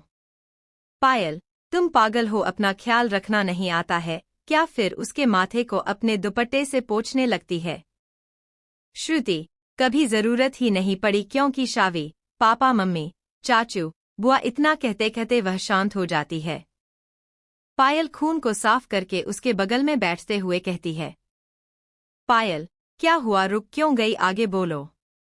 श्रुति यही कि जब तक यह है तब तक कभी जरूरत ही नहीं है खुद की चिंता करने की, बुआ चाचू को छोड़कर। पायल क्यों, तुम्हारे बुआ चाचू साथ नहीं रहते क्या? श्रुति उदास स्वर में बोलती है, वह इस दुनिया में ही नहीं है तो साथ कैसे रहेंगे, बस यादें हैं उनकी। पायल सॉरी। श्रुति कोई नहीं, यह सब छोड़ो, हम यहाँ से निकलेंगे कैसे, इतने सारे मच्छर मार डालेंगे हमें रात भर में, कुछ तो करना होगा यहाँ से निकलने के लिए। पायल क्या करोगी अब? श्रुति इस मोटे टकले इंस्पेक्टर से बात करते हैं, वैसे यह तो पहले से ही भड़का हुआ है, हम पर कोशिश करने में क्या जाता है। श्रुति उठकर जेल लगे रॉड के पास आकर इंस्पेक्टर से कहती है, श्रुति सर हम दोनों की कोई गलती नहीं है, हमें जाने दीजिए। इंस्पेक्टर श्रुति की बात पर ध्यान नहीं देता है और अपने काम में लगा रहता है। श्रुति फिर से कहती है, श्रुति सर हमें जाने दीजिए, हम शरीफ घर से हैं। इंस्पेक्टर मैडम जेल में पहुंचने के बाद में सब यही कहते हैं कि सब शरीफ घर के होते हैं, और अगर अब कुछ कहा आपने तो सीधा कल शाम को छोड़ूंगा, समझी आप? श्रुति अच्छा ठीक है, आप छोड़िए मत, लेकिन बात तो करवा ही सकते हैं ना। इंस्पेक्टर किससे बात करनी है आपको? श्रुति, अपने जान पहचान से। इंस्पेक्टर, चुपचाप अंदर बैठ जाओ, फोन नहीं मिलेगा किसी से भी बात करने के लिए। श्रुति, देखिए यह हमारा अधिकार है कि हम फोन कर सकते हैं अपनी जान पहचान वालों को, अगर आपने नहीं करने दिया तो। इंस्पेक्टर, तो क्या करेंगी आप? श्रुति, अगर निकल गई ना जेल से बाहर आपको अच्छे से देख लेंगे, इसी जेल में अगर आपको वापस नहीं भेजा तो देख लीजिएगा, और ऐसे केस में फंसाएंगे कि आपको कोई बचा भी नहीं पाएगा सिर्फ हमारे सिवा। इंस्पेक्टर, अरे मैं तो बहुत ज्यादा डर गया आपकी बातों से। इतना कह के वह हंसता है, फिर कांस्टेबल को इशारा करता है तो कांस्टेबल अपना फोन लेकर श्रुति की तरफ जाता है। इंस्पेक्टर, जिसे कॉल करना है जल्दी करिए। कांस्टेबल उसके पास आकर फोन लेकर और कहता है, कांस्टेबल नंबर बताओ किसे फोन करना है। श्रुति, 1 मिनट थोड़ा सोचने दीजिए ना। पायल बैठे यह सारा तमाशा देख रही होती है। श्रुति अपने मन में राघव को करे, अरे नहीं नहीं, उससे तो बात ही नहीं करना है हमें। दिव्या यार, आज वह भी किसी पार्टी में गई है, अब क्या करेगी श्रुति, तू बहुत बुरी फंसी है, किसको कॉल करेगी तू? कांस्टेबल, जल्दी बताओगी किसको कॉल करना है? श्रुति, हाँ सर बता रहे हैं, आप हमारे फोन में देखिए, एक अमीरजादा खडूस नाम से एक नंबर सेव है, उस नंबर पर कॉल कर दीजिए। कांस्टेबल, क्या अमीरजादा खडूस? श्रुति, हाँ सर आप देखिए ना। फिर वह कांस्टेबल श्रुति के फोन से वह नंबर लेकर तुरंत कॉल करता है और फोन उठने का वेट करता है। इधर अभय अपने घर वालों के साथ बैठकर बात कर रहा होता है, तभी उसका फोन बजता है तो फोन की रिंग सुनकर फोन की स्क्रीन पर देखता है तो अननोन नंबर शो हो रहा होता है, तो अपने घर वालों से थोड़ा साइड आकर अपने मन में कहता है, यह किसका नंबर है? अभय जैसे ही फोन उठाने को होता है तब तक फोन कट जाता है। इधर पुलिस स्टेशन में कांस्टेबल, उन्होंने फोन नहीं उठाया। श्रुति, अपनी उंगली के नाखून को दांत से चबाते हुए आप एक बार और ट्राई करिए, वह काफी बिजी इंसान है। कांस्टेबल, यह आखिरी बार कर रहा हूं। श्रुति, ओके। कांस्टेबल उसी नंबर पर कॉल करता है तो अभय इस बार फोन उठा लेता है। अभय, आप कौन है? श्रुति, सर हम। अभय, हम कौन? इस हम का कोई नाम है। श्रुति, सर हम श्रुति बोल रहे हैं।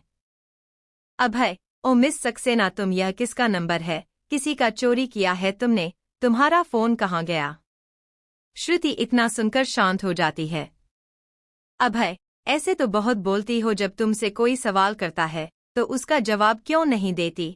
अब बोलोगी भी क्यों कॉल किया है और तुम्हारा फोन कहाँ है? श्रुति बड़े ही आराम से चाहकते हुए बोलती है, हमारा फोन तो पुलिस वालों के पास है। अभय, क्या पुलिस वालों के पास मतलब? श्रुति, सर पुलिस स्टेशन में है हम, तो नॉर्मल सी बात है, हमारा फोन पुलिस वालों के पास ही है, उन्होंने ही ले रखा है और आप मतलब पूछ रहे हैं।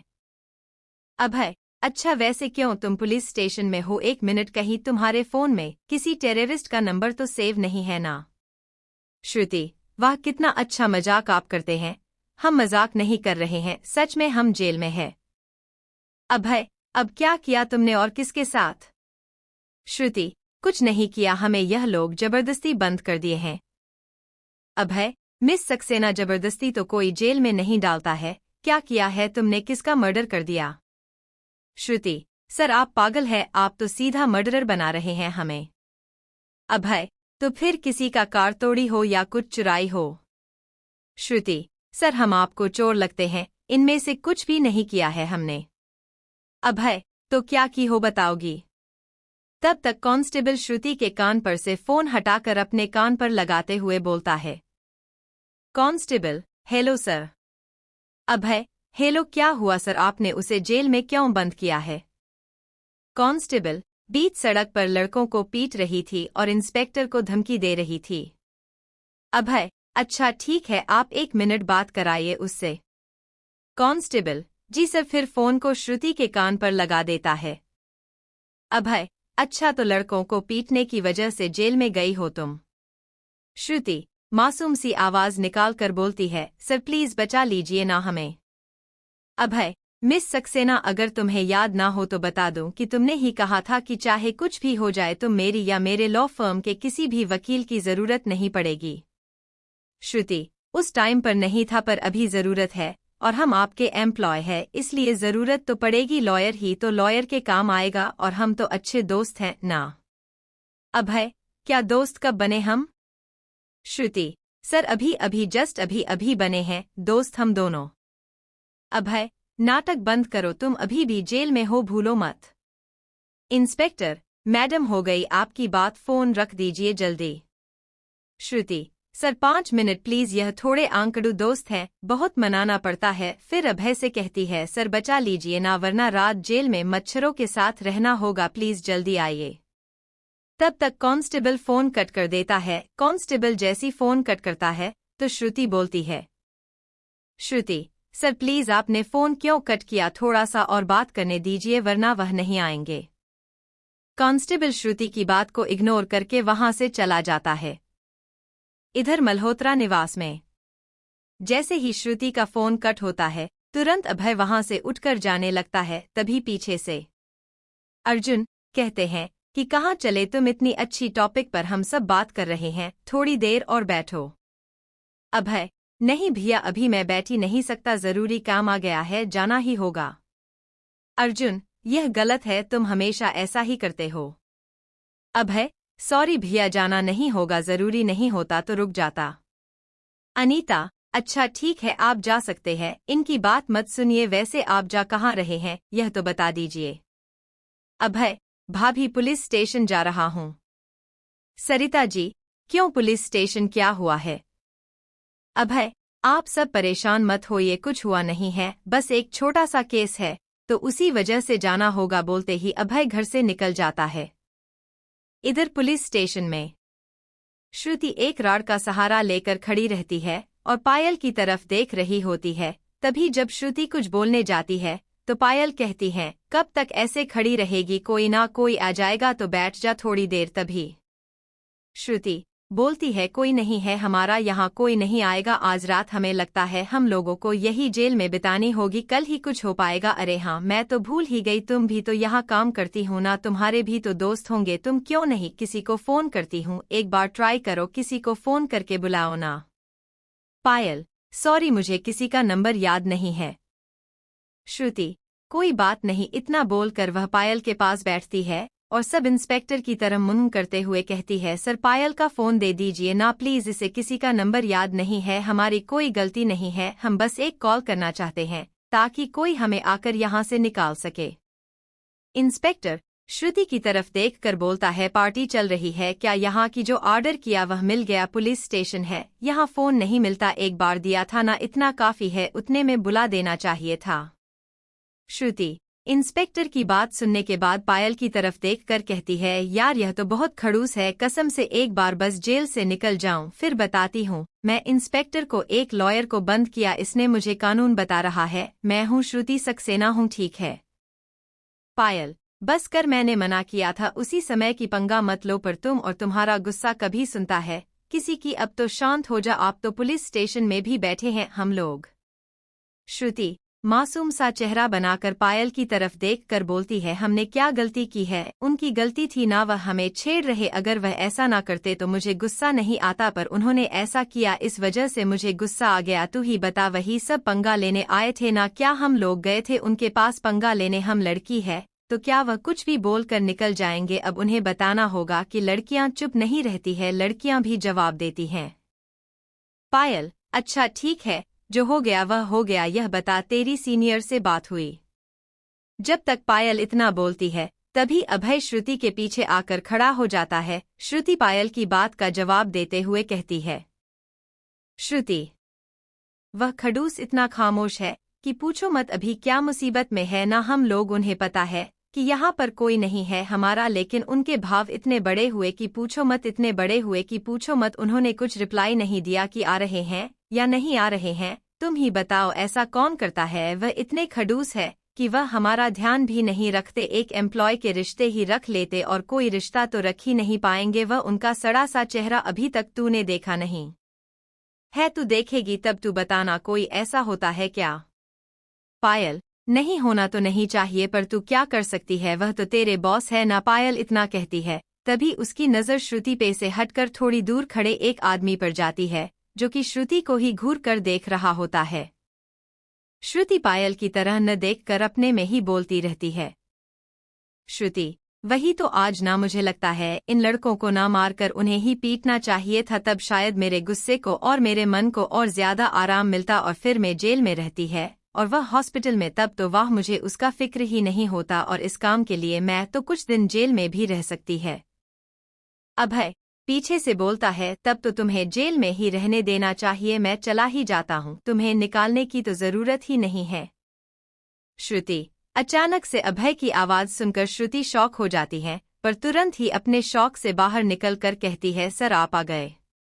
जब श्रुति बोल रही होती है तो उसका चेहरा एकदम मासूम बच्चे जैसा बन जाता है। तभी श्रुति पायल की तरफ देखकर बोलती है, हम कह रहे थे ना अभय सर जरूर आएंगे, और देखो वह आ गए हैं, वह अपने एम्प्लॉइज का बहुत ध्यान रखते हैं। पायल श्रुति का यह मासूम सा चेहरा और उसकी बातें सुनकर मन में ही कहती है, अब यह लड़की इतनी बुराई कर रही थी और अब देखो, और उसे पता भी नहीं कि जब बुराई कर रही थी तो सारी बातें इसके सर ने सुन ली है। श्रुति पायल का जब कोई रिस्पांस नहीं सुनती है तो पायल को एक आंख मारती है। पायल, हाँ श्रुति तुम बहुत तारीफ कर रही थी अपने सर की। अभय उन दोनों की बात सुनकर कहता है कि मेरे कानों में तो कुछ और आवाज आई थी कि शायद मैं अब आराम से जेल में रह सकती अगर वह हॉस्पिटल में रहे, तो कुछ ऐसा ही कह रही थी ना शायद तुम। श्रुति अरे सर क्या बात कर रहे हैं आप, वह बातें आपके बारे में थोड़ी थी। हाँ पायल तुम बताओ, मैंने ऐसा कुछ कहा था क्या? मैंने सर का नाम लिया कहीं? मैं पायल के बॉस के बारे में बात कर रही थी। श्रुति की बात सुनकर जैसे ही पायल कुछ बोलने जाती है तभी अभय बीच में बोलने लगता है, अभय सच में आप मेरे बारे में बात नहीं कर रही थी? श्रुति बिल्कुल नहीं सर, बिल्कुल भी नहीं, आप तो कितने अच्छे हैं, आप इतने अच्छे इंसान हैं सर कि आपके बारे में कोई बुरा बोल ही नहीं सकता। हमें तो लगता है कि आपकी मंदिर बनाकर लोग आपकी पूजा करेंगे। आप इतने लोगों के लिए एक मिसाल है, आप सबके लिए गुरु है, और सबके क्या आप तो मेरे भी गुरु हैं। मैं आपके बारे में ऐसा कुछ कभी बोल ही नहीं सकती। अभय अच्छा तो क्या तुम मेरी तारीफ कर रही थी और किसी और की बुराई रही थी? श्रुति यस सर, मैं तो आपकी तारीफ कर रही थी और जो मैं कुछ बोल रही थी वह तो मेरी नहीं पायल की जबान थी, वह तो बस मैं बोल रही थी। इतना बोलकर वह पीछे देखती है और जब वह पीछे देखती है तो पायल वहां नहीं रहती है, तो बोलती है यह कहाँ गई? तभी बगल से पायल की आवाज आती है, पायल तुम्हारे बगल में ही है। श्रुति सॉरी बातों में पायल, मैं तुम्हें इनसे मिलाना भूल गई, यह मेरे बॉस है। अभय अब चुप हो जाओ, अगर एक भी शब्द और बोला तो मैं यहाँ से चला जाऊंगा और फिर रहना पूरी रात जेल में। श्रुति तुरंत अपने मुंह पर दोनों हाथ रखकर इशारे से कहती है कि अब मैं कुछ नहीं बोलूंगी। इतना बोलकर शांत होती है कि तभी फिर बोलने लगती है, सर आप बचा तो लेंगे ना हमें? Abhay miss Saxena shut your mouth and this is your last warning. सभी इंस्पेक्टर जो किसी काम से बाहर गया होता है वह वापस आता है। जैसे ही वह थाने के अंदर आता है तो उसकी नज़र अभय पर जाती है तो वह तुरंत उसके पास है। इंस्पेक्टर जय हिंद सर, आप यहाँ? अभय हेलो सर, हाँ वह इन दोनों की वजह से आना पड़ा, वैसे क्या किया है इन्होंने? श्रुति अपने मन में इस इंस्पेक्टर की तो बस एक बार निकल जाऊं इस जेल से। तभी श्रुति इंस्पेक्टर से बोलती है, क्या क्या कहा आपने? Case solve? जब हम कह रहे थे कि हम लॉयर हैं और हमने कुछ नहीं किया तो आपने मेरी बात नहीं सुनी, आपने बोला कि मैं झूठ बोल रही हूँ और अब आप कह रहे कि केस सॉल्व, वह भी बस इनको देखकर यह लगते कहाँ से है, कहीं के लॉयर, यह तो कहीं के गुंडे लगते हैं। अभय श्रुति की बात सुनकर कहता है, लग रहा है तुम्हें यहाँ से बाहर नहीं जाना है। श्रुति सर हमारी कोई गलती नहीं है, हम दिल से आपकी बहुत इज्जत करते हैं। वह बस जुबान फिसल जाती है, आप मेरी शब्दों पर मत जाइए, मेरी भावनाओं को देखिए। अभय उसकी बातों को सुनकर बस अपना सर हिलाता है, फिर इंस्पेक्टर के साथ सारे प्रोसीजर कंप्लीट करने के लिए उनके केबिन में जाता है और एक कांस्टेबल श्रुति और पायल को जब पूरा प्रोसीजर कंप्लीट हो जाता है तो अभय के पास ले जाती है। अभय चलो यहाँ का सारा काम हो गया है। श्रुति एक मिनट सर, फिर इंस्पेक्टर की तरफ देखती है। अभय मिस सक्सेना। श्रुति फिर उन लड़कों की तरफ इशारा करते हुए कहती है, तुम सब अभय, चलो यहाँ से। श्रुति, 1 मिनट सर। फिर इंस्पेक्टर से कहती है आपको तो हम देख लेंगे। फिर उन लड़कों के पास जाकर कहती है अगर आगे से तुम सब ने किसी लड़की को परेशान किया या रास्ते में ऐसे अपनी नजरों से देखा तो बस बेटा फिर तो तुम गए। मैं तो ऐसा केस करूंगी तुम लोग जिंदगी भर जेल में ही रहोगी और चक्की भी पीसोगे। और हमारा नाम याद रखना, मेरा नाम श्रुति सक्सेना है, लॉयर हूँ। मैं तुम लोगों को छोड़ूंगी नहीं, अगर फिर कभी ऐसा करते हुए देख लिया तो तभी। अभय उसका हाथ पकड़ता है और पुलिस स्टेशन से बाहर जाते हुए कहता है मिस सक्सेना इनफ। श्रुति, क्या हुआ सर? हमारी कोई गलती नहीं थी, सारी गलती उन्हीं की थी और आप हमें बाहर लेते हैं, हम उन्हें अच्छे से कुछ बोल भी पाए। अभय, क्या चाहती हो? एक बार तुम्हें पुलिस ने छोड़ दिया है, दोबारा नहीं छोड़ेंगे, वह तुम्हें लॉकअप में डाल देंगे। श्रुति, डाल देंगे तो क्या आप फिर हमें नहीं निकालेंगे? इतना बोलकर बड़ी मासूमियत देखने लगती है। अभय ऐसे जब उसकी मासूमियत से भरी आंखों पर जाती है तो वह एक पल के लिए उन्हीं आंखों में खो जाता है। श्रुति, सर आप ऐसे मत देखिए हमें, हम जानते हैं कि हम खूबसूरत है। अभय श्रुति की बात सुनते हुए तुरंत इधर उधर देखने लगता है और कार की तरफ जाने लगता है। श्रुति, सर आपने जवाब नहीं दिया। अभय, पहले तुम मेरी बात सुनो, आइंदा से तुम ऐसा कुछ नहीं करोगी। श्रुति, कोशिश करेंगे कि आगे से ऐसा कुछ ना हो। अभय, मतलब पक्का तुम कुछ करोगी जरूर? श्रुति, वह तो सिचुएशन पर डिपेंड करता है ना सर, तभी। अभय वहां से कार की तरफ जाने लगता है इतना बोलते हुए। श्रुति अभय के कार के पास आकर खड़ी हो जाती है और आते हुए अभय पायल को देखने लगती है। दोनों जब श्रुति के पास पहुंचते हैं तो अभय कहता है अब ऐसे क्या देख रही हो? श्रुति, इसे खोलिए। अभय, मैं तुम्हारा नौकर नहीं हूं। श्रुति, तो हमने कब कहा? बोलकर मन में बोलने लगती है फूटी किस्मत होगी जिसके पास आपके जैसा नौकर होगा। इतना बोलकर अभय की तरफ देखते हुए कहती है अरे आप नौकर नहीं है पर कार की चाबी तो आपके पास है ना। अभय श्रुति की बात सुनकर मन में बोलने लगता है इसे बस बोलने को कह दो। इतना सोचते सोचते अभय कार की लॉक को खोलता है।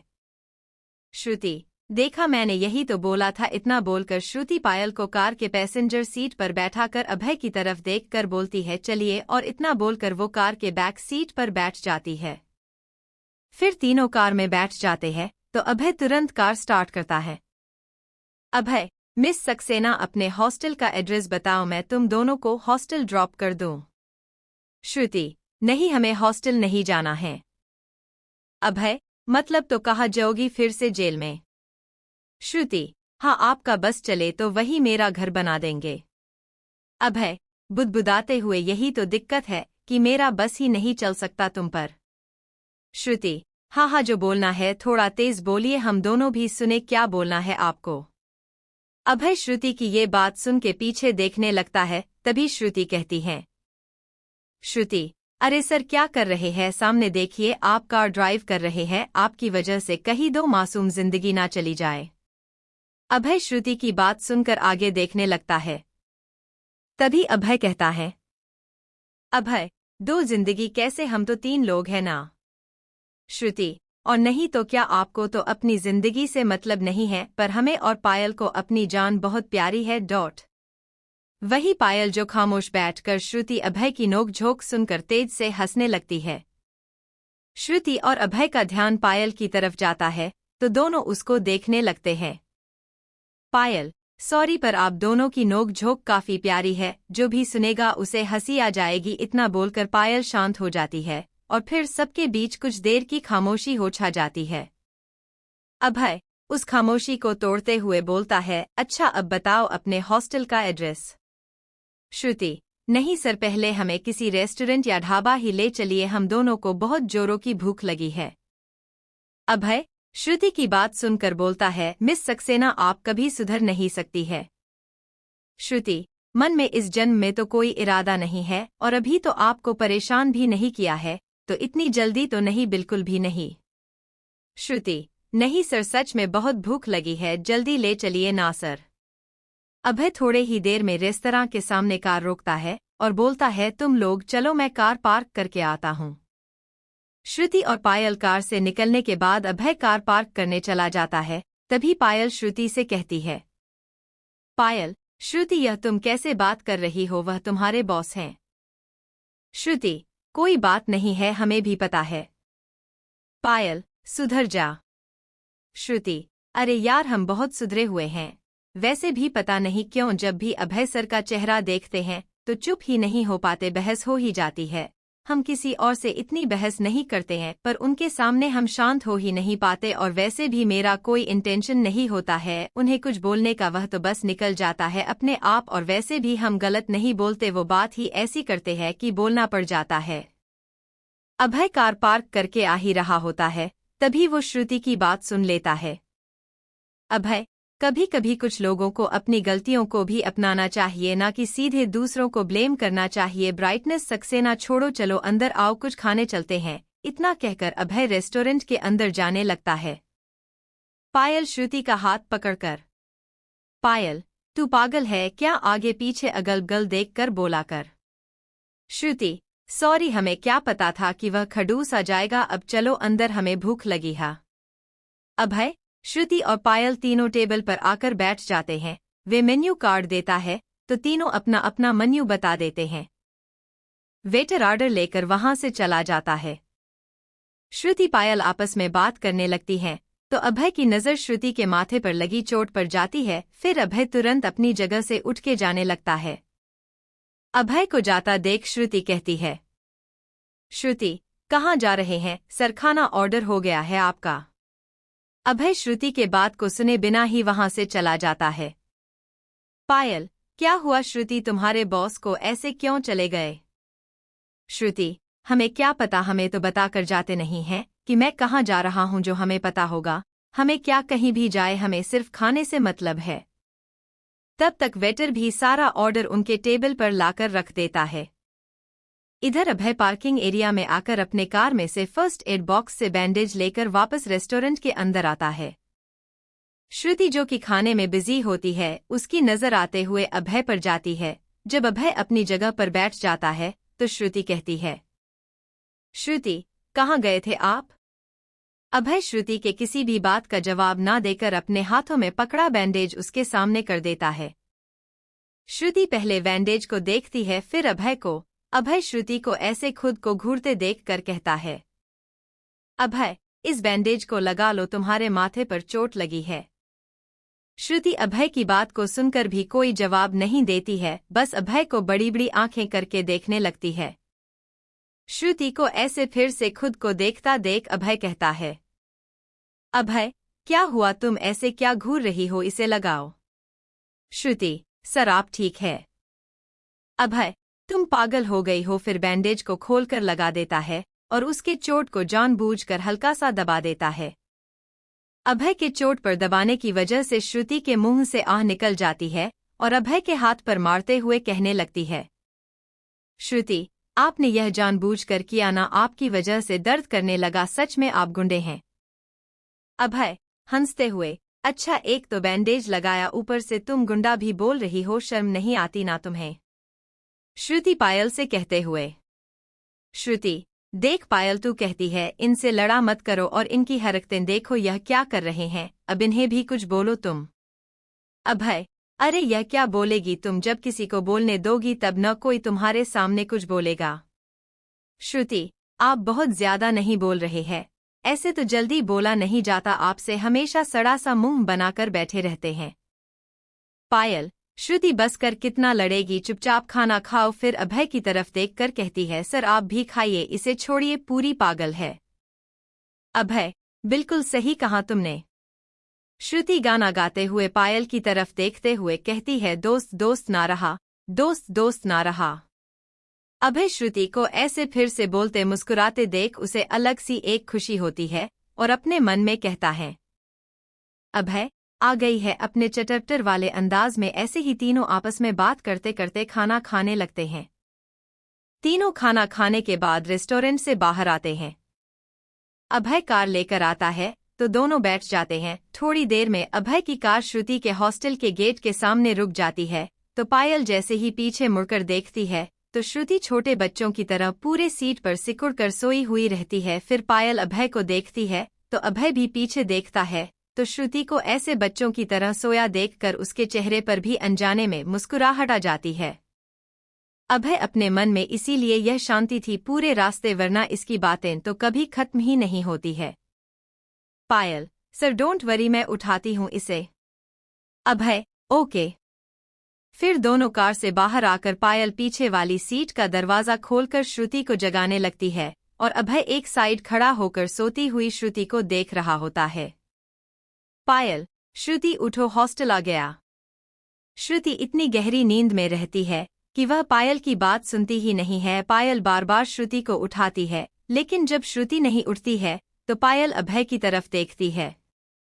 अभय पायल की बात को समझकर कहता है, अभय रुको मैं देखता हूँ इसे। फिर अभय भी श्रुति को उठाते हुए कहता है, मिस सक्सेना उठो, हॉस्टल आ गया तुम्हारा। श्रुति, नींद में बड़बड़ाते हुए सोने दो हमें प्लीज। पायल, सर ये ऐसी है, एक बार सो गई तो तब तक नहीं उठेगी जब तक नींद पूरी नहीं होगी इसकी। सॉरी सर, अब क्या करें। अभय, डोंट वरी मिस पायल, मैं छोड़ देता हूँ अंदर इसे। फिर अभय श्रुति को संभाल के कार से बाहर लाता है और अपनी बाहों में उठा लेता है। पायल कार को लॉक करती है और दोनों श्रुति को अंदर ले जाते हैं। अंदर वार्डन की नज़र जैसे ही पायल और श्रुति को किसी लड़के के बाहों में देखती है तो तुरंत पायल को बोलने लगती है।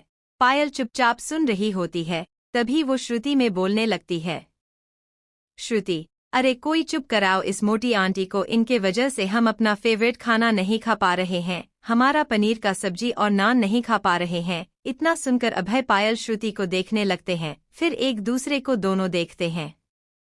श्रुति की बात सुनकर उन्हें हंसी तो आती है लेकिन चुप रहते हैं। फिर अभय बात को संभालते हुए कहता है, अभय, हेलो मैम, मैं अभय हूँ और पेशे से लॉयर हूँ और मिस सक्सेना हमारे ही कंपनी में काम करती है। मैं घर जा रहा था तभी मेरी नज़र इन दोनों पर पड़ी तो मैं जाकर देखा तो मिस सक्सेना के माथे पर चोट लगी हुई थी तो मैं इन्हें यहाँ तक छोड़ने आ गया। वार्डन, ओके ओके, कैसी है अब यह? अभय, ठीक है, यह बस आराम की ज़रूरत है। वार्डन, पायल तुम आकर रजिस्टर में एंट्री कर दो और अपने साथ साथ श्रुति का और मिस्टर अभय का भी। पायल, ओके मैम, आप चलिए, मैं आ रही हूँ। वार्डन के जाने के बाद पायल अभय से कहती है, पायल, थैंक यू सर, यह रूम की चाबी है, आप श्रुति को कब तक ऐसे लिए खड़े रहेंगे, आप चलिए हम एंट्री करके आते हैं। अभय, ओके, बट जाना कहाँ है? पायल, ओह सॉरी सर, इस सीढ़ी से सेकंड फ्लोर पर जाकर जो तीसरा कमरा है वह हम दोनों का है। अभय, ओके, इतना कहकर वह श्रुति को अपनी बाहों में लेकर जाने लगता है। श्रुति नींद में बड़बड़ाते हुए कहती है, खड़ूस गोलगप्पे खाने नहीं दिया। अभय श्रुति को ऐसे बड़बड़ाते देख पहले तो मुस्कुराता है, फिर कहता है, अभय, और मैं क्या क्या करने नहीं देता हूँ? श्रुति, नींद में बड़बड़ाते हुए आप छुट्टी नहीं देते, जब देखो सिर्फ काम काम काम और डांटते भी हैं इस नन्ही सी जान को। श्रुति की बातें सुनते सुनते अभय कमरे के पास आकर श्रुति को एक हाथ से पकड़कर खुद का सहारा देते हुए और दूसरे हाथ से रूम का लॉक खोलता है। रूम का लॉक खोलने के बाद फिर से श्रुति को बाहों में उठाता है और उसे ले जाकर बेड पर सुला देता है। फिर जैसे ही अभय जाने को होता है तो श्रुति के कपड़े का धागा अभय के हाथ की घड़ी में फंस जाता है, तो उसे छुड़ाने के लिए जैसे ही झुकता है तो उसकी नज़र मासूम सी सोती हुई श्रुति पर जाती है, जिसके चेहरे पर बहुत प्यारी सी मासूमियत छाई हुई थी, जिसे देखकर अभय को एक सुकून सा मिल रहा था। उसके चेहरे पर हवा से उड़ते बालों को अपने हाथ से एक साइड कानों के पीछे करता है और मन में कहता है, अभय, तुम बिल्कुल अलग हो मुझसे, सब डरते हैं, मेरे गुस्से से सब घबराते हैं, लेकिन तुम ऐसी हो कि तुम्हें कोई फर्क ही नहीं पड़ता मेरी बातों का। कोई कहेगा तुम्हें देखकर कि तुम मुझे इतना बोलती हो जो सबको सुनाता है। तभी दरवाज़ा खुलने का आवाज़ आता है तो अभय तुरंत एक झटके से खड़ा हो जाता है। पायल, अंदर आते हुए, thank you sir. Abhay, it's okay, ध्यान रखो, मैं चलता हूँ अब। पायल, ओके सर, और फिर से थैंक यू सर। अभय के जाने के बाद पायल दरवाजे को लॉक करती है, अंदर से फिर एक नज़र श्रुति पर डालती है और अपने मन में कहती है, पायल, यह लड़की पागल है क्या, हमेशा अपने बॉस को खड़ूस खड़ूस कहती है, लेकिन यह इंसान इतनी परवाह करता है, बस दिखा नहीं पाते हैं और यह महाशय इनका क्या ही कहना, पूरी पागल। इतना कह के पायल भी अपने कपड़े को चेंज करके सोने के लिए चली जाती है।